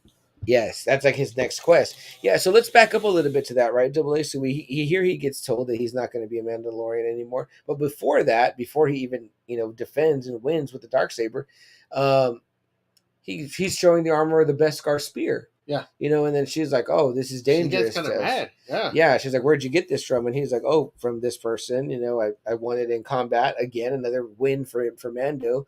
And she says, she's like, no, it should be melted down, used for armor. That's what we are. We're like, not a weapon because it can pierce Mandalorians as a threat to us. He's like, okay, great, make it into armor. So she's like, what kind of armor do you want? What do you want? So I'm thinking, he's going to get like another piece or something. And he's like, can you make something for the foundling? He calls, he's referring to Grogu, but the foundling. Yes. She's like, okay, so we're all kind of wondering what it was. We don't see it. Yeah, I was kind of like, what the hell is in that little package? Yeah, she ties it like in a little ball. I was like, what the fuck's in there? It even kind of resembles, like the points of the rag. But I was like, what fucking kind of armor does she make that it fits in that little handkerchief? Yeah, and I remember even like kind of like, I kind of heard it. Like it kind of sounded like the way your keys kind of sound or whatever. And I was like, I didn't think like it was like a chainmail, but it was or whatever, So that's really cool, right? He goes then, to Tatooine, and he gets the ship. Yeah. And he's like, I'm on my way. But first I got to make a stop. That's how he says it, right? Which I was like, okay, maybe we won't see him. Until Mandalorian season 3. Like, that's what I thought too. I was like, oh, it's going to stop right here. Yeah. But nope. leave it to these guys to be like, we're just gonna gratify you Yeah. right now. It's like you don't have to wait to I fucking was really come. surprised. You can come Yeah. right now. Yeah. I was So really I was like, surprised. oh, we're just rolling with this now. Because I mean, I thought of that too after that episode. I was like, oh, there was like no Boba Fett in that episode. It's Yeah. called Book of Boba Fett. What? We're like way sidetracked, and we're gonna get back on track next episode. And then they're just like, nope, we're riding this bitch out. But like I said, remember it's a 7-hour movie, so right, you know, right. You can sidetrack a little bit, yes. and they certainly did in the most awesome fucking way. Yes, it was. Because then we go to an undisclosed planet, right? Double A. Yeah, they don't. I don't think they mentioned it at all. You know, Mando lands. Yeah, and we see something being built, and we see R2. what R2? I was Yeah. like, holy shit, it's R2. Yeah. So then we know right away, we're like, oh, well, where R2 goes, Luke Yeah. cannot be far behind, and obviously Grogu with Luke now. And so we kind of want this reunion really bad. But we you know? see the temple being built too. That's what's pretty fucking cool too. Right. Yeah. That's what I was going to say. I was like, and by the way, I thought when the temple got built, it was like Luke using the Force to build it. He's got a bunch of these worker He robots doesn't have out time there. for that. Okay, doesn't have time for that. Yeah, especially now with Grogu, Yeah, right? especially now. So then you get to see, you have this It moment. was awesome. We're seeing Luke again to prime Luke Skywalker. So, Yeah. With Grogu hanging out, training, you know, practicing. Trying to train. You know, I love this scene with the frogs. Yeah. You know, and Grogu's like, okay, whatever, I want a snack. And then he's like, let me show you what you can do if you reach your potential. Like in that moment, I'm like, this is Luke being a good teacher. He's creating a scenario where he's like, you're motivated by the food. Look at what I can do. Learn from me how you can do what I'm doing. Yeah. You don't need one frog. You can Yeah. get all the frogs, you know? And I was like, okay, this is without saying a lot, this is a good, you know, moment for Luke as a teacher. Shortly after, you know, Mando's waiting around trying to go see him, can't find a way. And it's like, who do we get back? Ahsoka. Unexpected. Yeah. I was like, what the fuck? I was like, this is like the No Way Home Yeah. of Star awesome. Wars. Yeah. It was so awesome. Yeah. If you would have asked me at the beginning of Book of Boba Fett, was I going to see Luke? Was I going to see Grogu, Mando, Ahsoka? No. I would have said no. No. Fuck no. So I was extremely like I mean, like I said, jaw on the floor. I was like, And it was just cool such too fan when we service. get the Ahsoka Luke scene because Yes. it's kind of like, oh wow, you know, yes. like I bet she fills him in with so much information about Anakin that he wanted to know, you know. I mean, yeah, here's his Padawan Yeah. with his son, Yeah. you know, who in a sense, maybe, you know, you could say like, you know, would destroyed him, you know what I Yeah. mean? But ended Darth Vader and brought Anakin Yeah. back, Yeah. you know what I mean? Yeah. So it's pretty amazing, that whole thing. And then we end this episode with what you got brought up earlier, whatever was, you know, the choice. Yeah. You Which know, I was kind of like, man, I don't know if he should have even done that. I mean, yeah. So Luke's been saying throughout that, excuse me, that he's telling even Ahsoka, he's like, he's very attached to the Mandalorian. Like he thinks about him a lot, and you know, and like obviously Mando thinks about him. And Ahsoka tells him, she's like, if you go see him, it's gonna make things worse. Which I knew was gonna happen. I was like, I want this reunion. You're not gonna give it to me right now. Like I was like, damn it. I just wanted him to give it to him and like, you know, them like have a moment and him say like, because it's even cool. There's like a part where he's like, you know, that they what does she say about the Jedi? She says that they attachment, something about attachment. Attachments right? are not good, which he's like, wow, that's like the opposite of our Yes. creed. It's like, yeah, which ours is like loyalty is valued or and whatever. solidarity, you know. Again, this is another thing, Double A, that like I said earlier, where I was almost like, man, am I maybe like anti-Jedi now? Because I'm like, I kind of like this Mandalorian creed. Like it's pretty cool. I think that's why the Jedi Order failed. What I like in the comics, it's a complete opposite of what happens here in the movies. In the comics, Luke kind of lets down a lot of those rules.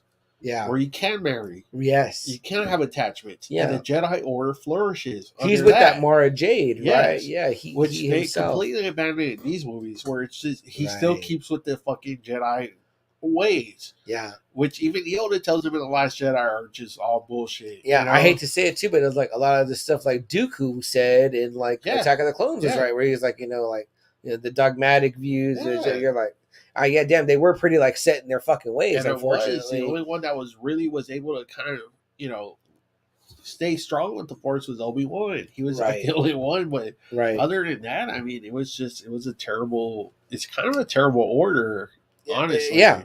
Again, because when you know, let's kind of say it. Young. Right. And there are parallels between, I guess you could say, like the Jedi Order and like, the Catholic priesthood or whatever. Yes. It's like, Yes, you don't form these attachments, yet what happens? You end up longing for that or whatever, because that happened to Anakin and it turned him evil. Yeah. And then like, if you watch the Mandalore saga and the Clone Wars, it's like, obviously Obi-Wan had, feelings of like love for that Bo-Katan's sister, the Duchess, Satine. And so you're like, that's why Anakin is like, oh, like, did you love her? Like, tell me about it. And he's like, no, it's not like that or whatever. Because he's like, I'm under this, we're not allowed to feel that way or whatever. But, and Anakin's curious because he's like, well, I'm fucking already secretly married. He kind of wants to almost hear like Obi-Wan say, yeah, I did. Right. So he probably would feel okay about it. Yeah. Well, because you're forcing yourself to deny those feelings all this time. But yeah, so it's interesting when Luke poses this choice. He's like, you can go be with your friend, the Mandalorian, if you take the armor. Man, you can't just let him have the armor. I'm like, at least I will protect him from the training. Yeah, and that's when we see it, right? He opens it and we see the little armor, and we're all like, that's cool, Beskar, like chainmail. Yeah. He goes, and it's not just, at first my thought was, I was like, oh, he made him a lightsaber. But nope, he's like, this lightsaber belonged to a great master Yoda. It's like Yoda's fucking lightsaber. You're like, shit. But a good point I read was that somebody was like, while that means a lot to us, it doesn't mean anything to Grogu. Like, he doesn't know that. You know what I mean? It's like, yeah, I mean, maybe it should, because they say he was trained a little bit by Yoda. Okay. But he blocked out those memories. Right. Yeah, that's another great scene, right? His flashbacks. That's terrible. Yeah. When Luke is like, thought they were going to show Anakin. I thought they were going to show him marching on the temple. Oh man, that would have been shit. That would have been fucking insane to see that. Yeah. I did hear online some people were saying they could kind of like, there's like other written stuff or whatever, who those Jedis were that he saw getting shot down, you know, Order 66. So but again, it's just a great moment to kind of tie everything together, you know what I mean? So I loved it. It's awesome. I mean, we kind of had a feeling that he was gonna, go with the chainmail, but we didn't think it was gonna be in the next episode. We thought it was like, oh, okay. Yeah, we thought we were gonna get that till again, Mandalorians, and this is what a great job this show is doing, right? It keeps thinking it's like, oh, this is set up. This is set up. And I thought that was gonna be the last time we see Luke and Grogu. Well, it is for Luke, but I was like, oh, okay, Right. But we're left, right, with this, like if people have been saying, the choice, right? Yeah. Like for a week, we had this great conversation of like, what do you think Grogu's going to choose? What do you think Grogu's going to choose? Like, I was even talking to my nephew about it, my sister about it, whatever. And my nephew was the only one in my house that was like, and I was on the fence. I was like, I don't know. But my nephew was like, he's gonna take the armor. He's like, no, he's gonna be with Mando. But like my sister, she was like, no, he's gonna take the lightsaber. He's gonna train. I think like my dad said the same thing. He's like, no, he's gonna go with the lightsaber. I'm pretty sure my mom and girlfriend probably felt the same way. And I was like, really? Okay, yeah, because it did seem like the path that made the most sense. But here you go, where it's like, well, Grogu, I guess, followed his heart, you could say, and was like, nah. I'm gonna go, which we find out in the last episode, right? Double A, episode, chapter 7, Book of Boba Fett.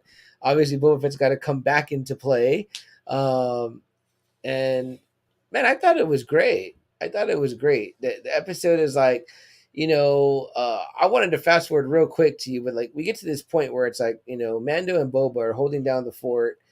They're in this very Butch and Sundance style shootout, right? Where I was like, are they gonna kill one of them? Because there's like no way out. Now, see, I never thought they were gonna die. I was like, they're gonna take out a shitload of people. Yeah, I already knew that. Once you get Boba Fett to action, I was like, you're gonna see what the whole shit about Boba Fett is.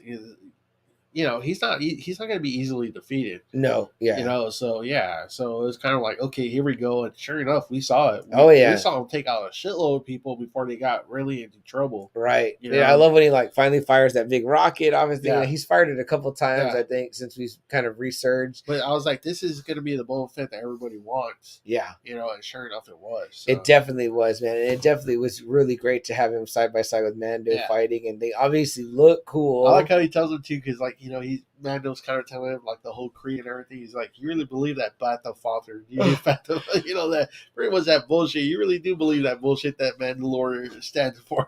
Yeah, which to Mando's like I do. Because I guess for Django, I think he did leave, right? I don't think he Oh, was yeah. Mandalorian anymore, right? I think he was just like a freelance bounty hunter Pretty at that much, point, right? Yeah, it was pretty much like he took the skills he'd learned and was like, I'm gonna go do. But he was like, this whole fucking shit's bullshit. This whole, this is a way crap, Exactly, exactly.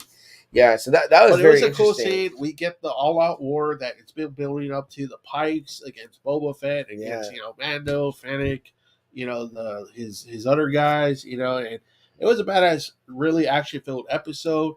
They take out a lot of the fucking Pikes. Then we get the duel with him and Cad. That we're like, oh shit, here we go. We're gonna see who the badass really is. Exactly. And it looks like he's getting the best of Boba Fett until like Boba Fett just kind of like lets him have it. Yeah, and he goes off with that. He goes off big time. The Jaffe stick again. He kind of gets back to that, Well, because we get this big reveal where like previously Mando had thought that like the Tuscans that were his tribe got killed by this biker gang. Group. Yeah, and then it was like no, it was the Pikes all along, and it was like him once again. A very Wolverine-ish moment where it's like, he's trying to help these people, but by doing so, he brings down this like unfortunate end to them or whatever. It reminds me of that classic X-Men 90s episode. Code Vengeance. Yes. With the Eskimos. With the Eskimos, yes. And he's like, I wanted to be number one Wolverine. And he's like, Sabretooth comes and starts fucking them up. You're like, oh man, it's no good right here. And it's fucked up. It's like what he says. He's like, there's no peace for me. Yeah. Here. That's right. Way up in fucking Alaska. So, damn, man, such a gratifying end. Yeah, it was. I thought it was so cool. What do we get? That scene at the end, Mando and Grogu. Grogu, of course. In the little dome, the fucking team's back together. Yeah, he shows him a couple times, and he's got the armor on, and then he uses the Force a couple times to help them out big time. He did. Fucking Boba rides the fucking Rancor, and also Mando rides the fucking Rancor. We're like, wow, like what the fuck, like Fennec.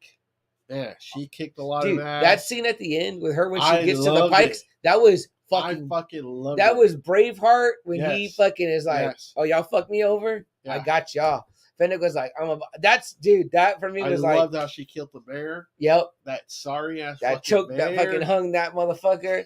She fucking shoots them other bitches. I was like, dude, Fennec was like, nah, I got you. I'm gonna take care of y'all. I was like, dude, that scene AA, I was like, I fucking loved it. You're in my heart, girl. That's what I said. I'm going to Dallas. I'll fucking meet her. Dude, I will be right there with you. Let me tell you, AA, her Twitter has been so great because like I'm sure she doesn't see the finished episode until long after she's been filming. Yeah. She's been the primary one, been like, oh man, episode 6, oh the finale. Like she's got these great posts, Ming Na Wen, right? Yes. Ming Na Wen. She has been awesome. Like she is like the ultimate super hot Star Wars fan, geeked about it, a show that she's in, you know what I mean? It's so much fun. And when you look at it as a whole, again, I think when people rewatch this thing as a whole, it's going to go a lot faster and they're going to feel like, oh, like what we thought was dragging or slow was really a great build-up to a great climax. Just like, damn. Yeah. I absolutely loved it. Book of Boba Fett is up there for me. It's interesting though, because what I started thinking though was like, okay, he wanted everything, but by Rise of Force Awakens, that's when he looks like it's shitty again. So I was kind of like, man, it kind of sucks that they. I don't think it. I mean, I know it's like years and years later. Obviously, Luke's old. Mm-hmm. Here, it's like just about a little after Return of the Jedi. And I know Force Awakens is like long way from now, but I was kind of like, shit. Okay, well. I don't know. Maybe Boba Fett held it down for a little bit, but probably goes back to shit again. What's interesting to me is that at after the war and they're walking in the streets again, now he's kind of caught the respect or whatever. It's him and Fennec, and he's like, "We're not made for this life." And I'm like, "What the fuck?" I know. Are you talking about going back to like bounty hunting or adventuring or whatever? Man, I was kind of pissed off with that line too because I was kind of like, like this is what you wanted. This is like the whole thing that you wanted. I was kind of like, what the fuck? like you're gonna decide now not to want to do it anymore, like after you lost people and went through all this shit or whatever. Because those mods, a lot of them got whacked. It was just like the last two, I think. Yeah. So I don't know. I mean, but I think it's going to be good. I think he's going to hold down the fort for how long he is going to do. Yeah. The name Boba Fett does hold a lot of weight. Yeah. You know, so it should, and, you know. Obviously, too, like those Hutt twins are still out there or whatever, Yeah. you know. You know, Black Chrysanthemum is Yeah. still like doing Yeah. good. So, I mean, man, you know, like I said, it was very gratifying You know, to me. we'll probably see more in Mandalorian season 3. I I'm think pretty so. sure we're going to see more. So. It's not the last of Boba Fett No. for sure. No. And here's the cool thing about it is like, you know, earlier we had, you know, some comments like from Rizzo mentioning like, oh, the guy looked older, blah, blah. It's like, keep him in the helmet more and you can cast anyone in that. Just get the guy to do the voice. He actually did look a lot better though than what he did in Mandalorian. I think he did lose weight. I think he lost a shitload of weight because he looked good again. He didn't look like Attack of the Clones, but I mean, he looked good again. He looked fit again. So. It's one thing to be like, oh, we want to get the actor back and keep the true to this, but you also got to get him to be like, okay, you got to get. Well, I'm sure he never thought like, oh, you're going to bring me back. Yeah. Oh, yeah. Wow. Okay. Can you imagine when they told him, hey, we're going to do a whole series and you're going to be Boba Fett? I would have been like, what the fuck? Yeah, awesome. You know? Like, okay. I mean, I've only played Django, but okay.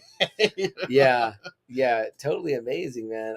Again, like I said, I just can't say enough how much I loved it. I'll go back and rewatch it time and time again. I'm just a huge Star Wars geek. I love the Star Wars stuff. This too was just like a great corner of the universe. I never thought I wanted to see. And me neither. It is. Me neither. So. I never would have thought I cared a shit about, you know, bounty hunters or Mandalorians or anything like that. And now I'm like I said earlier, I'm the biggest mark for all of it. You know? So I'm ready for more. Testament to the writing, testament to the people creating it behind it. They're like, we're making you interested in this. So. Shit, Double A. I don't know if I have anything else. No, I really enjoyed it. Check it out. It's only 7 episodes. The last 3, you'll really get into. You know, those probably some of the best Star Wars stuff you'll ever see. So. Yeah, and like I said, I sinned and I cheated, but I wanted my family so much to see the in a sense the continuation of the Mandalorian, and you could essentially show the episodes out of order, and it'll still work. Yeah. It still works. You can tell the story 2 different ways if you want, which is amazing. You can watch the first 4 and then watch where Finnick and Boba come out in Mandalorian, and then you can watch it almost right after. Exactly, and you get that continuation, and then you could watch the first. Yeah, exactly, like you said. So that's an interesting aspect of a show, right? Imagine being able to have the ability to watch it out of order. You can if you want. But yeah, it gets everything for me. All the kudos, all the rewatchability, all the if it was on a DVD or Blu-ray somewhere, I would buy it. I hope one day it does because I will get it. I would put the Book of Boba Fett in an actual book and sell it that way. Right. That'd be pretty cool. With the Mandalorian sign or whatever. Yeah, definitely. Shit, Double A, if we don't have anything else we want to say 100 episodes later? Yeah, thank you again for helping us along the way. Like, again, for all the people that have worked with us or, you know, became friends with us, you know, I mean, we've met so many people through this podcast. I mean, it's crazy. We've become really part of the community because of this podcast. Yeah.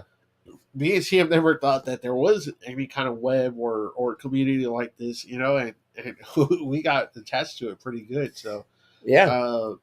I mean, we entered a whole new world when we did this, not even thinking that we would, you know. So, I mean, it's just amazing. Like we said, you know, in a small way, we've kind of fathered a podcast in a way. And that's crazy too. That's funny, yeah. And, you know, we had some young podcasters reach out to us recently. They're just starting out. I think they're on their maybe like 4th or 5th episode. That they had wanted to come on a while back and talk Spider-Man. They hadn't really got their show going yet, but now it's going.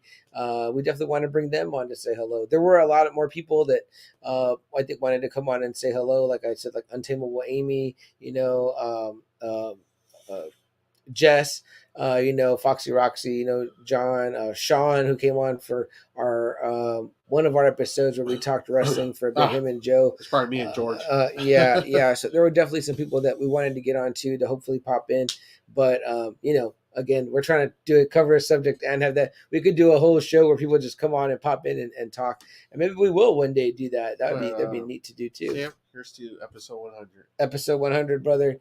Guys, something that we didn't probably say in the very first one, but we kind of learned and started to say later on in every episode. And again, I just told Double A, I just watched Endgame last weekend. Whenever you have like 3 hours specifically to kill, you're like, I'll put on this. But we get from Dead Poet Society, you know, a great movie that Double A loves and that I like a lot too, Love the especially message. this Yeah. message and especially Robin Williams. You know, but that's to seize the day, right?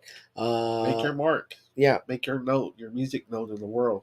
100 episodes ago, that's what we did. We were like, let's just do it. And we sat here in this room and we went over a bazillion titles and we couldn't figure one out. And we were trying to find one that was known. And Double A just said, why don't we just call it Just Another Friday Night? You know, like the Marv comic book, Just Another Saturday Night from Sin City. And I was like, sounds good to me. That sounds actually pretty awesome, you know? So we went with that. And then now here we are, you know, we got t-shirts made and so much other shit. People made shirts for us and posters. And we're like, wow, that's fucking really cool, you know? And, you know, guys like Mario Delgado that were there for us, you know, Gabe, you know, who came on our show, talked about pressing comic books. That was so cool. I mean, there's just like so much stuff. Lucky, Joe, Jerry. Yeah, man. All those guys, you know what I mean? Like, you know, Amy, Jess, Albert, Jack, Boy, you know, all John. Great guests that have come on, you know, yeah, John, for sure. You know, it's been fun. And I don't think we plan on stopping. No. Yeah, so we're just like, you know, we're at 100, but we're ready to go to 101, man. And we're ready to go, you know, like I said in the write-up, let's do 100 more. You know, let's just see how we feel at 200, you know. So would love to do live show somewhere. Would love to do a show with an audience somewhere where we're doing this part and you're there. We can ask you the questions or you can ask us the questions, you know. We want to thank all the Friday Nighters and all the Friday Night faithful. We want to remind them, like we said, what we started saying so many episodes ago, which is, you know, from the Dead Poet Society, Robin Williams, go watch it if you haven't seen it, but seize the day. Make the day today your day when you make a podcast, make a show, make a song, make, you know, create something, you know, like Rizzo drawing a group, you know, you can do it too, man. Seize the day. And the other thing, more recent and maybe more relevant, but you know, when Cap says an end game, you know, when they've decided to go on the time heist, they know that they can make it happen. And he gives that great speech. And he says, you know, no making mistakes, no second chances. You know, we got to do it this right now, whatever it takes. And of course, you know, Tony and Ant-Man joke. They're like, man, he's really good at this. Right. And I just watched it last week and I was like, damn, that speech really is fucking good. Like I take for granted that we say that at the end of every show, but man, we couldn't have chosen anything better. You know, and it goes hand in hand with seize the day and do whatever it takes from Cap, guys.